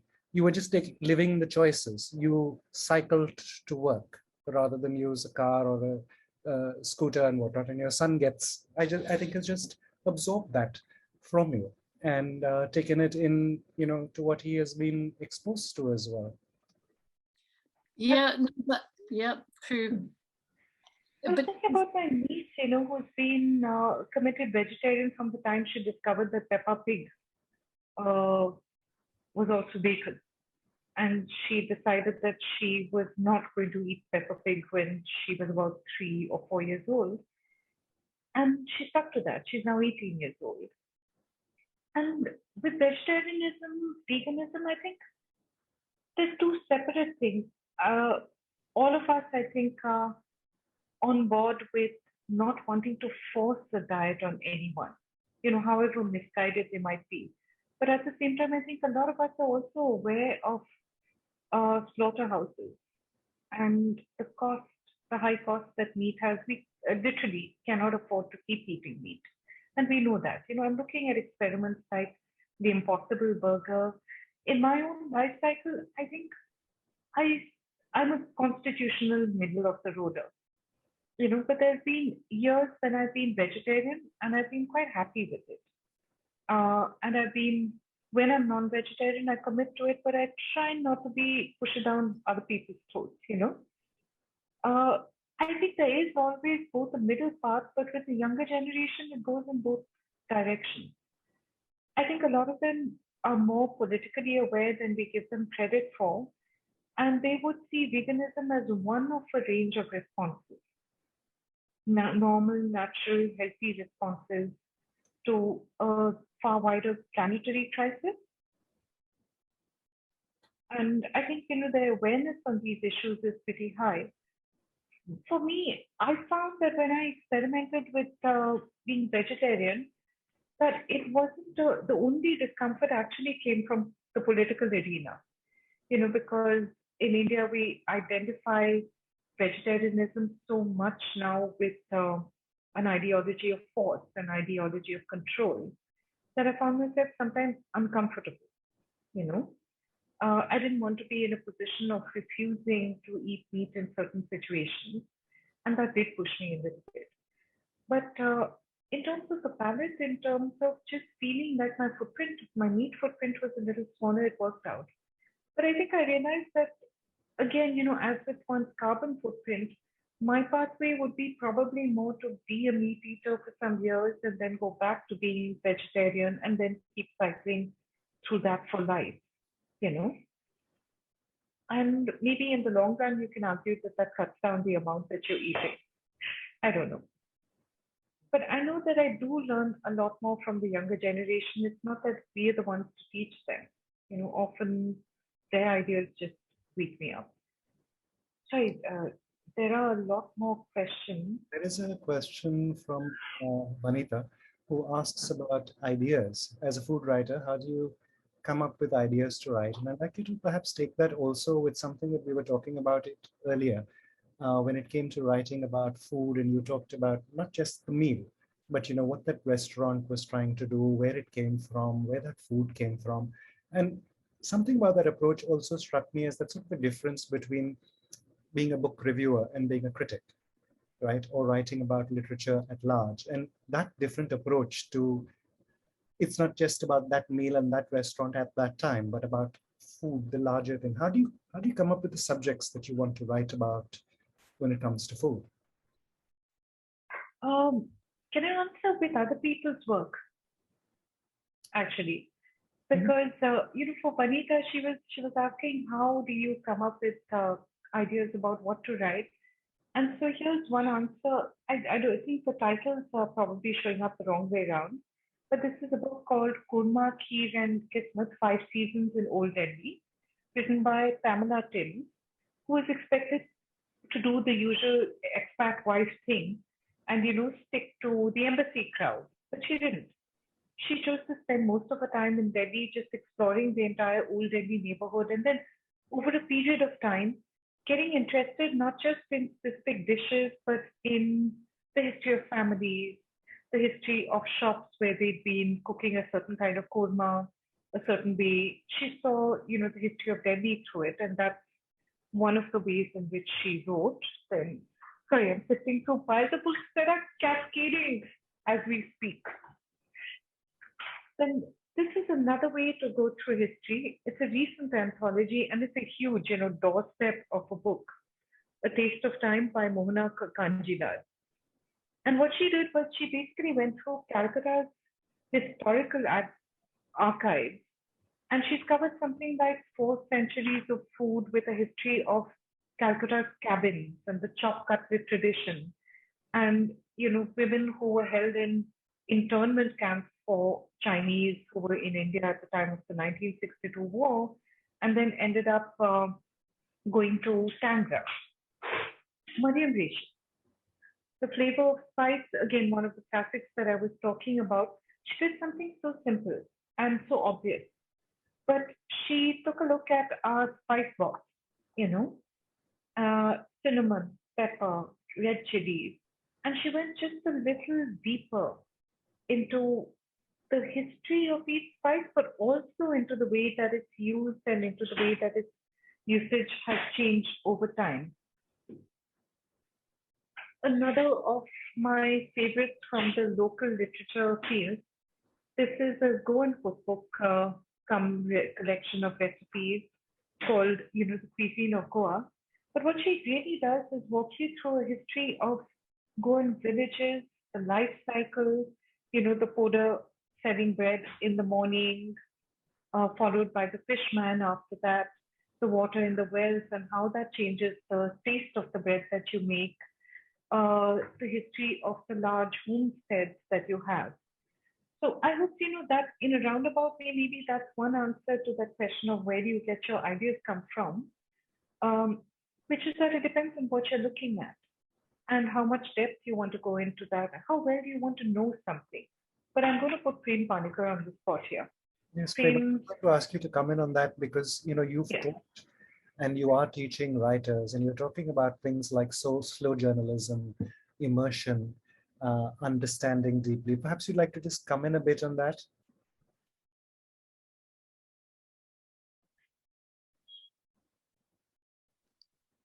Look, I mean, Neela pretty much said everything that needed to be said on that. It's what you look at, but it's not just what you look at. It's we look superficially. Whether it's the specific question from Vanita is about writing about food, but pretty much about writing about anything. It's the first is that point you get to where you start to pay attention to things, even everyday commonplace things or commonplace in quotes. I remember this time when I just left Yahoo and I spent most of my time with Excel sheets. And there was this period about a week after that when I had this feeling that I'd forgotten how to write. It really was panic stations. And I remember my wife saying, "Listen, do me a favor, just don't write for publication, but for me, just write a story, see what you come up with." And I just made it a bit more difficult for myself by saying I'll try and find a story within 100 meters of my home, or a radius of 100 meters. And what I found was a guy with one of those old world irons, ironing all the neighborhood clothes, and a group of old people who were not welcome in their homes. In the day, they just want to get out of a highly oppressive sort of environment, and they would all cluster around that. They would share tea and they would tell stories, and they would be sort of discussing the latest soaps and stuff. But every day, and it became a little hub for them where they were welcome. So I spent about 6 to 8 days with them, just listening to their talk and stuff. And then I came back and wrote about it, and I gave it to Raji, and she read it and sent it back to me with a note at the bottom saying, "You haven't forgotten how to write." I think the point is, you can find stories, whether it's food or whatever it is. You find them if you really, what Neela said, give yourself permission, not just permission to write, but permission to look, to observe, to be curious, to pause, and then permission to write, even if what you're writing about seems, again, within quotes, ephemeral, trivial, whatever. Just write. And that applies to food as well. Like the books that Neela was holding up, they all start with that one thing, right? That curiosity about whether it's Delhi or whether it's the food culture of Goa or whatever. It's not just enjoy the food and then go back and tell somebody, "Oh, I had this wonderful meal." It's wanting to delve into the history of it. And for me, Keralite food is basically the history of joint families.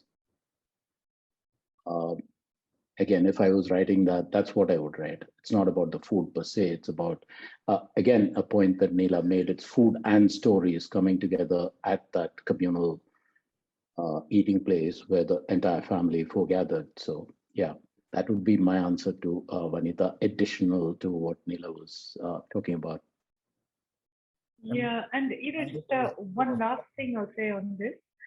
Anthony Bourdain, who died of suicide some years ago, just a couple of years ago. But when he started writing, one of the reasons why his work became such a classic is because he took something that was so ordinary and so in your face and had been written about by a few fiction writers, George Orwell, Flaubert, etc., restaurant kitchens. And he said that, instead of restaurant reviews and the shop front and even writing about the brewing of things or the chefs, he just wanted to write about what went on at the back end. And he sparked something that has been going strong now for about 20, 30 years. People actually started to think about and write about and appreciate the work that went in behind the food. And that's one reason why I love this book. I will shut up now and ask Salil to jump in. Salil, as someone who travels a lot, I mean, you probably have more air miles, than all of us put together. What's travel? I don't know what it is, The Yes, last year and a half. I in know. the way. Right now you haven't been able to, but basically you're all over the place. And one of the things that we've been talking about is of being able to, immerse, experience local places, get into the culture, get into the food. And as someone who, by the nature of your work, has to basically spend a lot of time just getting from place to place, how does that affect your views on food and examining cultures more deeply? Well, if it doesn't have cilantro, I will eat it, right? As you all know. I mean, if it doesn't have coriander, I'll eat it. I mean, but no, jokes apart, I mean, I'm keen to experiment. And I do want to, two things I do. One is, of course, to try to eat the local food. 40, 50 odd countries I've been to. But the other is also to pick up a cookbook from there and try to replicate it and inflict it and torture my sons with it, who then have to eat this random inedible sushi that I might have made because I was in Japan the week before and things like that. So there is that. But I like the way Prem characterized writing about food and how Neela also does that, which is to try to see the bigger, deeper story. I've been writing a book for the last 100 years on Gujaratis. And in that, I've been working on, there's a very, very long chapter on food, and Neela's read it. And in fact, she was one of those who actually told me that the whole book could be just on food in a sense. And there is something to that. But I mean, to use food as a way to understand not just Gujarati habits, but also the hegemonies is very important because, most people immediately say Gujarati food means sweet and vegetarian. But as soon as, and this is why, when you had Vikram Doctor on the program a couple of weeks ago or a month ago, I'd asked the same question to Vikram as well, that when you probe deeper into it, it just misses out on a lot of other kind of, because Gujarati food is nothing if you don't talk about Parsi food or Bora food. And, then immediately you have to think about fish and meat. And you have to talk about dhansak, and you have to talk about the prawns that are cooked by the Kharwas on the Saurashtra coast, and the Dalit food, which is very different, and the Bora biryani, which is very different from, we always have the slugfest in India on Twitter every day about which biryani is the best, and no one talks about the Bora biryani, which is, slightly khatta and very, very interesting. So none of that features in it. And which brings me to the word that both Peter, you alluded to, and Anita, you also did, the word disgust in different contexts. And just as a data point, I wanted to mention the work of sociologist called Parvez Ghasam Fachindi. He does feature in my forthcoming book, who has written basically about the whole notion of disgust as a way to wean people away from meat in Gujarat. And, he talks about this incredible pamphlet called Vegetarian or Non-Vegetarian, Choose for Yourself, by a man called Gopinath Agarwal, 43 pages booklet with a chapter and a fictional story about a goat and its journey from home to the slaughterhouse to the restaurant. And how by humanizing the goat in a way to evoke disgust about those who eat goat. And as soon as you talk about those who eat goat, it is always a bearded man with a sword. That's what they're talking about. So the religious connotation is extremely obvious there. And the other data point I wanted to mention in that context is Paromita Vora's short film called Cosmopolis. I don't know if anybody, Renuka Shahane is in it. It's called Two Tales of a City. And it's about this vegetarianism and exactly what, Peter, you were talking about, keep those people out of the building. And it started, I think, at a building called Matruashish in near Mahalakshmi in Bombay. That's where the story is set. I think it's Matruashish. I may be wrong. I could check that, so don't hold me on that. But it's interesting how and I think, Neela, you use a phrase about force, and I think that's the difference between the Gandhian vegetarianism and the Sangh vegetarianism. Where children are being denied eggs in Madhya Pradesh and states like and Gujarat. Gujarat, of course, the question doesn't arise, because Gandhi always said don't eat meat, but he tried to persuade you to move away from that. Never forced you into it. But we are now in the culture of na khaunga, na khane dunga. So that's where we are. So and what I found that when in trying to understand and writing about food, I was basically writing almost a mini book in itself of almost 25 to 30,000 words there. Yeah. I think that those are valuable points, because it took me years. It was only on my first couple of trips abroad that I realized that these two categories, vegetarian, non-veg, veg, non-veg, did not actually exist or make much sense to the rest of the world, regardless of whether they were vegetarian or non-veg. But I think when I looked a little deeper into it, and in the rest of the world, it's not like we're the only country that creates barriers or crosses great divides using food. If you're in America, just pay attention to whose food is being mocked at any given point of time, or that classic response that immigrants used to get the moment that they move to a new country. No, they can't come here. Their food will smell. Their food is strange.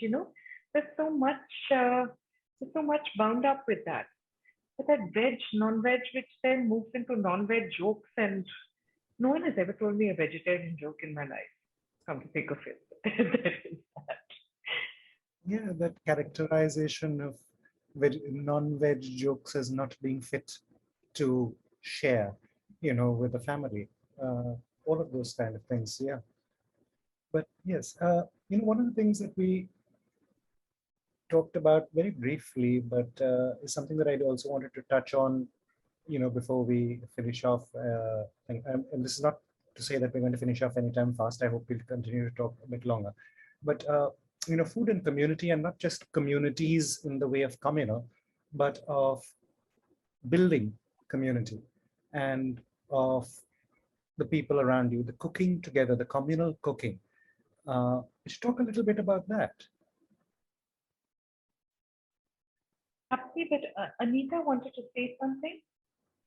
She had a mic on for a second. It was really bad, but it was because you said that there's no vegetarian jokes. I was going to tell you Roshan's. Oh, no. Vegan joke. It's a vegan joke. It's even more vegetarian than a vegetarian joke.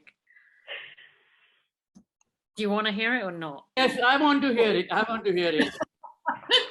Okay, courtesy Roshan Adve, age 19. Okay, wait 1 sec. I'm going to preempt this with a terrible vegetarian joke. What did one pea say to another? What is? One pea say to another.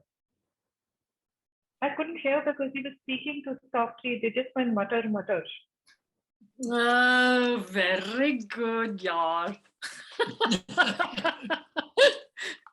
Okay, I can top that with my my son's very bad vegan joke. I'm so vegan, I don't call my wife honey. And there's a whole series of these. I'm so vegan, I don't eat beef tomatoes. I'm so vegan, yeah. Anyway, bit like that. What lovely. And you know this, right? And you know this, if this is a bean, what is this? Soya bean. Okay. We need to drag the conversation out of the wherever it's gone into. What did one banana tell the other banana? Okay. He was feeding a kela. I'm a kela. Okay. Children behave. Yeah, switch. My And what did the Gujju tell the other Gujju who was behind him? What did the Gujju tomato tell the Gujju behind him? Come on, ketchup. Oh. Okay. Long time ago, there was a little girl we taught to tell this joke, about the Gujju tomato and the Gujju carrot. And she was about 5 when we taught her this joke. And so the next time we had a party, she said she's going to tell the joke. And she told the whole joke. And at the end, she had a little memory lapse there. And so what did the carrot say to the tomato? And she said, sauce. And the whole room just fell down laughing because everybody had been primed for this joke and she had no idea what it was all about. She really expects me to be serious after this. After all of you destabilizing influences. Raj Lalwani is encouraging you people. Yeah. Okay, I can't be serious. What was the question that you asked? You asked about community. Never mind. Okay, no, I was asking about food and community kitchens and things like that. Actually, the most recent example of that was just before the pandemic, which was during the Delhi protests that December. And my memory of it is twofold. A lot of what was reported in the news was, much more about, it seemed stormier than what was actually happening on the ground. Because on the ground, what was happening was a lot of women's conversations to begin with. A lot of women's conversations about rights and about the constitution. And this was happening in places in Delhi that were not covered by the press. There were so many small protests that were coming up outside of Shaheen Bagh. And somewhere around the third protest that I hit, I realized I had to change my strategy and that I was ill-equipped for covering these particular protests. I had to go on an all-day fast in order to stand the course. Because you would walk into the middle of the protest, be identified as a friendly outsider, and the next thing that would happen was this barrage of food. And that barrage would not let up. It would start with something innocuous like a packet of biscuits and a fruity. And then somebody would pull out kebab rolls from their house. And then they would bring on the biryani. And then after that, there was something called a fruit sandwich, which apparently is an import from you Bombay guys. And then after that, it is true. It is called the Bombay fruit sandwich in Delhi. Fruit salad. I thought I had fruit sandwich. It is fruit sandwich. It is fruit salad. No, Neela, this is Law Garden, Ahmedabad. Trust me, it's Bombay. Don't blame Bombay for Gujarati infliction. You Gujaratis get everywhere, I mean, maybe the Gujaratis in Bombay who start eating it, but it started in Law Garden, Ahmedabad. It's in my chapter. Just to return your jokes, what is the first thing Neil Armstrong said on the moon? Sure. Because the Gujaratis had already got there. Yeah.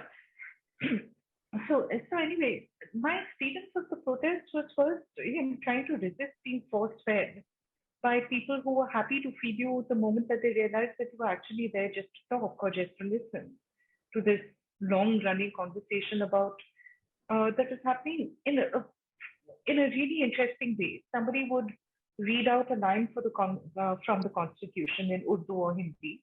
A lot of the women there were not literate necessarily, so the line would be read out. Then there would be a commentary. Then there would be a discussion on equality. So there was a long thing about, so who promised us this equality? Dr. Ambedkar promised us this equality. Then there was a reassessment of that. No, but Dr. Ambedkar was responsible for putting together the Constitution. So that means that the Constitution founded the country.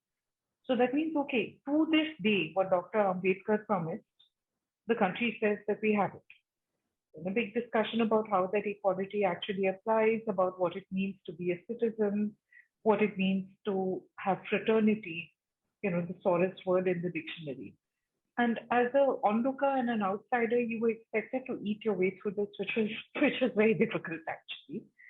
But the other aspect of it, to both the farmers' protests and to the Delhi protests and all the citizenship protests, were the opening up of community kitchens, which is one of those things where actually you find that, that old secular dream of the country, it breaks down when people, it actually happens when people start eating together or cooking together, or when there's a gigantic tent out there and everybody is standing there chopping away or cleaning up together. And it is really, in a way, it is really, in a way, the country's promises in action. See? There's a lovely bit of etymology to the word companion from the French pain, meaning bread. So it is the person that you break bread with is your companion.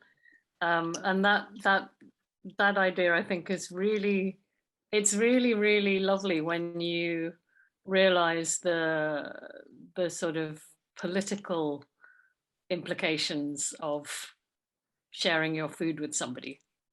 It has that, like, yeah. That is so beautiful, because I think that is really the first moment when you stop being strangers to each other. When you sit there and you share a meal, or you invite somebody home, or you're around a communal table, or you're cooking together, and that is often your first actually felt experience. Maybe I romanticize this too much because we've seen too many cases where it's obviously not true. But once you break bread with somebody, once you're their companion, then you understand them a little bit better. Then you are kin, I mean, that first sharing, something that I just bang on and on endlessly about, is that in the history of stories and in the world's greatest myths, whether it's from Egypt or whether it's the Epic of Gilgamesh, the moment when a stranger is accepted is not always accompanied by a feast, but it is always accompanied by the sharing of some food. And usually that food is, a stranger in an Egyptian myth who has been in exile from his home will say, and I came to this land and I took part in this court that was alien to me, but they gave me rich dishes to feed on, and in each dishes there was milk. Just that each dish had a little bit of milk in there. When you sit down and you eat with each other, you partake, you become kin, and you can't undo that. So, from that context, I think it becomes much more understandable why people would say no, and would say that if you eat this kind of food, then you are not me, or want to divide each other. And if I had my way, instead of parliament, we'd just basically have a giant round table and an open langar, and everybody, it would be such a good world if you had politicians standing in the kitchen, chopping together, learning how to make one giant dal and one good biryani. And then, somebody else can make the laws because we'd be busy and out of the business of creating trouble. Yeah, the thing of cooking and eating together, and so much, one of the things that you have in the whole, in the entirely online lives that so many of us are leading now, the online social lives that we lead right now, is the distance, both the comparative intimacy plus distance of being able to say slag off someone who you've never ever met and no hope of meeting, so to speak. But if you've actually met, and I find myself over time, I happen to have met so-and-so, I don't like that person's views on something. But the mere fact that we have sat and, had a cup of tea together at a buffet, or, lined up at a buffet together and held our plates and chatted, just makes it different in the way that I would interact with them in the future. And I think that we should be eating and cooking together far, far more, and being more civilized place. And I think that this entire thing of converting the Lok Sabha into a giant kitchen is fabulous. And we should do this. Yeah, so there was one question that the person who has identified themselves as AB asked, which is that about food in fiction. And has there been fiction or fictional or imaginary food that you have come across? Writers who have written about food that is totally alien to what we consider food. And would you like to sort of touch upon that? Anyone? I'm going to ask panelists to go first from their memories and then come in with mine. But there's a lot of it. Sci-fi is filled with it. You've got Tolkien with the one thing that everyone remembers from Tolkien is not the feasts and, the Hobbit feasts and food. They remember the dwarf bread, Lembas, which was for travelers, right? And there's all kinds of elixirs and things, but imaginary fiction is a huge word. Anyone want to jump in? Not exactly in the science fiction category, but I think the way Ruchir writes about food is fascinating in his fiction. This is Ruchir Joshi I'm speaking about, The Last Jet Engine Love. I mean, there's a very funny scene about a Gujarati dish being prepared, which I won't go into because there might be talking about this. I remember that. Listening into this, I won't get into that how it is made. But the very fact that there's a water shortage in the novel, if I remember well.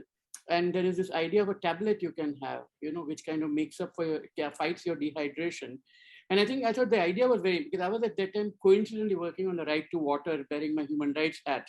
And I mean, it just made me think that, that was a very interesting way of dealing with, non-liquid form of getting something that actually is supposed to liquefy internally. But yeah, it's been on my mind, so I thought I'll mention that. Yeah, I think Ruchir is underrated as food writer because he doesn't do it that consistently. But I remember one of his classic pieces on the Italian mafia and the olive oil business. I think he was just asked to write about olive oil, and he managed to bring in The Godfather and The Mob, which I consider an achievement. But imaginary food, a lot of it is from children's books. Now my memory is kicking back in. Roald Dahl was a master at this. He had something called, I've forgotten most of it, but he had, aside from Willy Wonka and the Chocolate Factory, he had Frobscottle from the BFG, which is a Harry Potter where J.K. Rowling's views on many things are not views that are my views. But in this one case, I fell in love with the idea of butter beer, and some of the pumpkin things and some of the Bertie, what was it? There was all kinds of the jelly beans that tasted of burps and various other things that I'm not going to mention. Bertie Bott's all flavor jelly beans. Yeah. So children's fiction is all over the thing. And then there was something else. What was it? Oh, yes, there was cauldron cakes. Cauldron cakes. Yeah. It was like chocolate and pepper. As Sahil was talking there, I was reminded of a story that I'd written it's a children's story that was set in a future in which there was kind of a post-apocalyptic thing where the current insect declines have meant that ingredients are no longer available. Like there are no food ingredients. Everything has to be, a tablet or a pill or something. So cookery is simply a thing of the ancient past before the great dying off. So when we keep coming back to this thing of the bees, if the bees, or at least the pollinators, the decline in pollinators being so catastrophic for our food supply chain. So I was thinking, how do I tell a story about what life might be like in a world without ingredients, in a world where you didn't know how to cook because cooking wasn't necessary anymore. And in that very convoluted time travel-y sort of story, the central theme of it was that there was an obsession, or in a kind of slightly Hunger Games-ish way. Everyone was obsessed with this cookery show, which was essentially, Great British Bake Off, or celebrity cook-off type thing. And in order to compete in that, you had to time travel back in time to when there were ingredients and cook those ingredients. So it was far too complicated for the story to hold together. But the idea, I thought, was really great to say. I love that. And it kind of hooked back into this, like, why are cookery shows so compulsive? Like, it's a fairly recent phenomenon. They're really addictive. I used to watch them a lot with my kid, and lots of people do. They just like watching people cook. What's that all about? The entire molecular gastronomy and deconstructing food and all of that kind of stuff. But Anita, I'm going to make you answer for all of Great Britain by asking Raj Lalwani's question about scones. Did I pronounce that right? Like, what is this whole scones thing? I mean, for those of us who we grew up on Enid Blyton and all of that, the potted meat and the picnics and whatnot, but particularly the scones. What is the deal with scones? The main deal with scones, of which we have just in fact eaten, we have just partaken of scones, because it's a Sunday afternoon and you have scones with tea. If you're posh, you say scones, and if you're not so posh, you say scones. And we're a bit eclectic. We don't know quite who we are, so we oscillate. And the main thing is that you have to, in the same way that Indians have to be very, very, very fundamentalist about which mango is best, English people have to be very, very fundamentalist about what you put on first, the cream or the jam. But essentially what it comes down to, I have worked out over the years of people saying, oh, in Devon we put the cream first and in Cornwall we put the jam first and all that kind of crap. It's to do with the consistency of cream and jam that you happen to be encountering as you are approaching your scone. So if the cream is thicker and more like butter, that goes on first, because obviously you'd put butter on before you'd put jam on, right? So if the cream is in consistency towards butter, then that goes on first, and then the jam, which would be more liquidy, goes on top. But if your cream is very liquidy, but your jam is very solid, then you put the jam on first and the cream goes on top. And the best thing about scones is that you have to cut them in half and butter the two halves separately. So you can try both. So you can do jam on cream with one and cream on jam with the other. And it's then basically a conveyor belt for cream and jam. It basically, yeah, the scone itself is merely the it's the vehicle.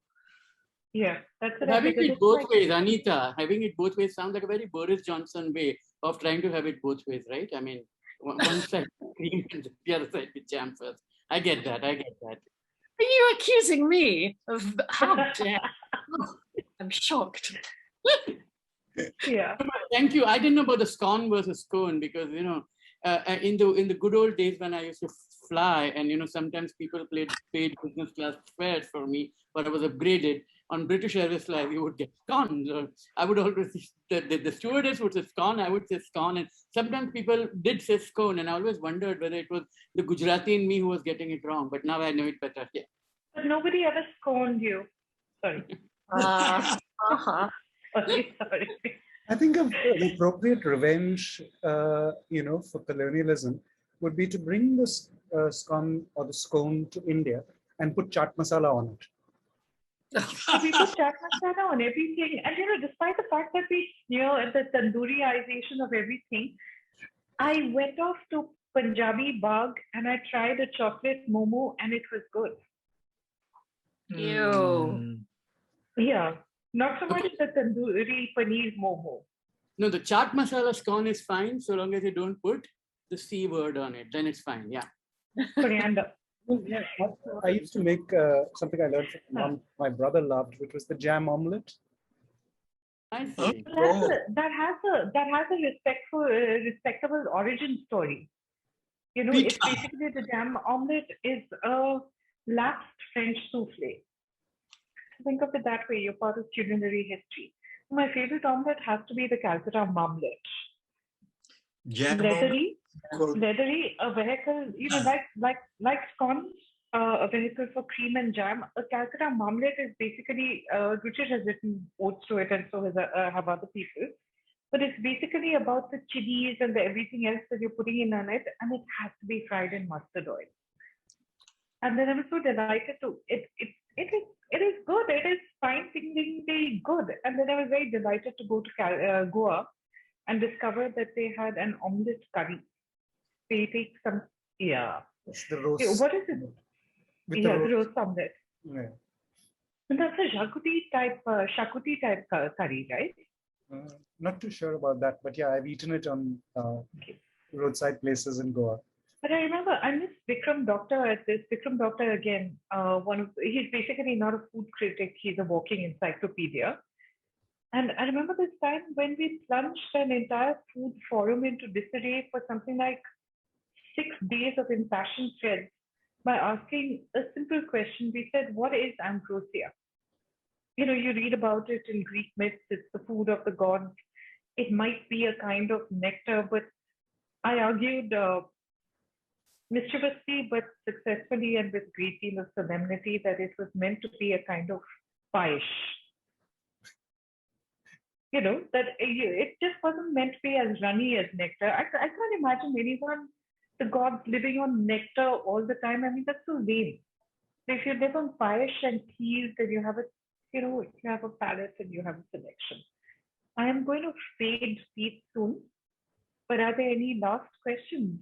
I think we just talk a little bit about just, continuing on the Enid-Blyton bit and just passing this around, memorable food and, this fiction that we encounter as young people. For me, Enid-Blyton, yes. And the other big one was Gerald Durrell and the Corfu feasts. And I would just read those and go, I want to eat all of that stuff. What is it? What are those memorable foods that you've read about as kids, or or forget about kids as any time, that just makes you feel hungry when you're reading? Okay, if no one else is going, well, one of them was from Bengali fiction, which is that they just had descriptions of incredible magic pots that would come up with one mishti after another. There would be a kheer kodum and a lobongo lotika and whatever it was. I just like the names of them, more than even the mishtis themselves.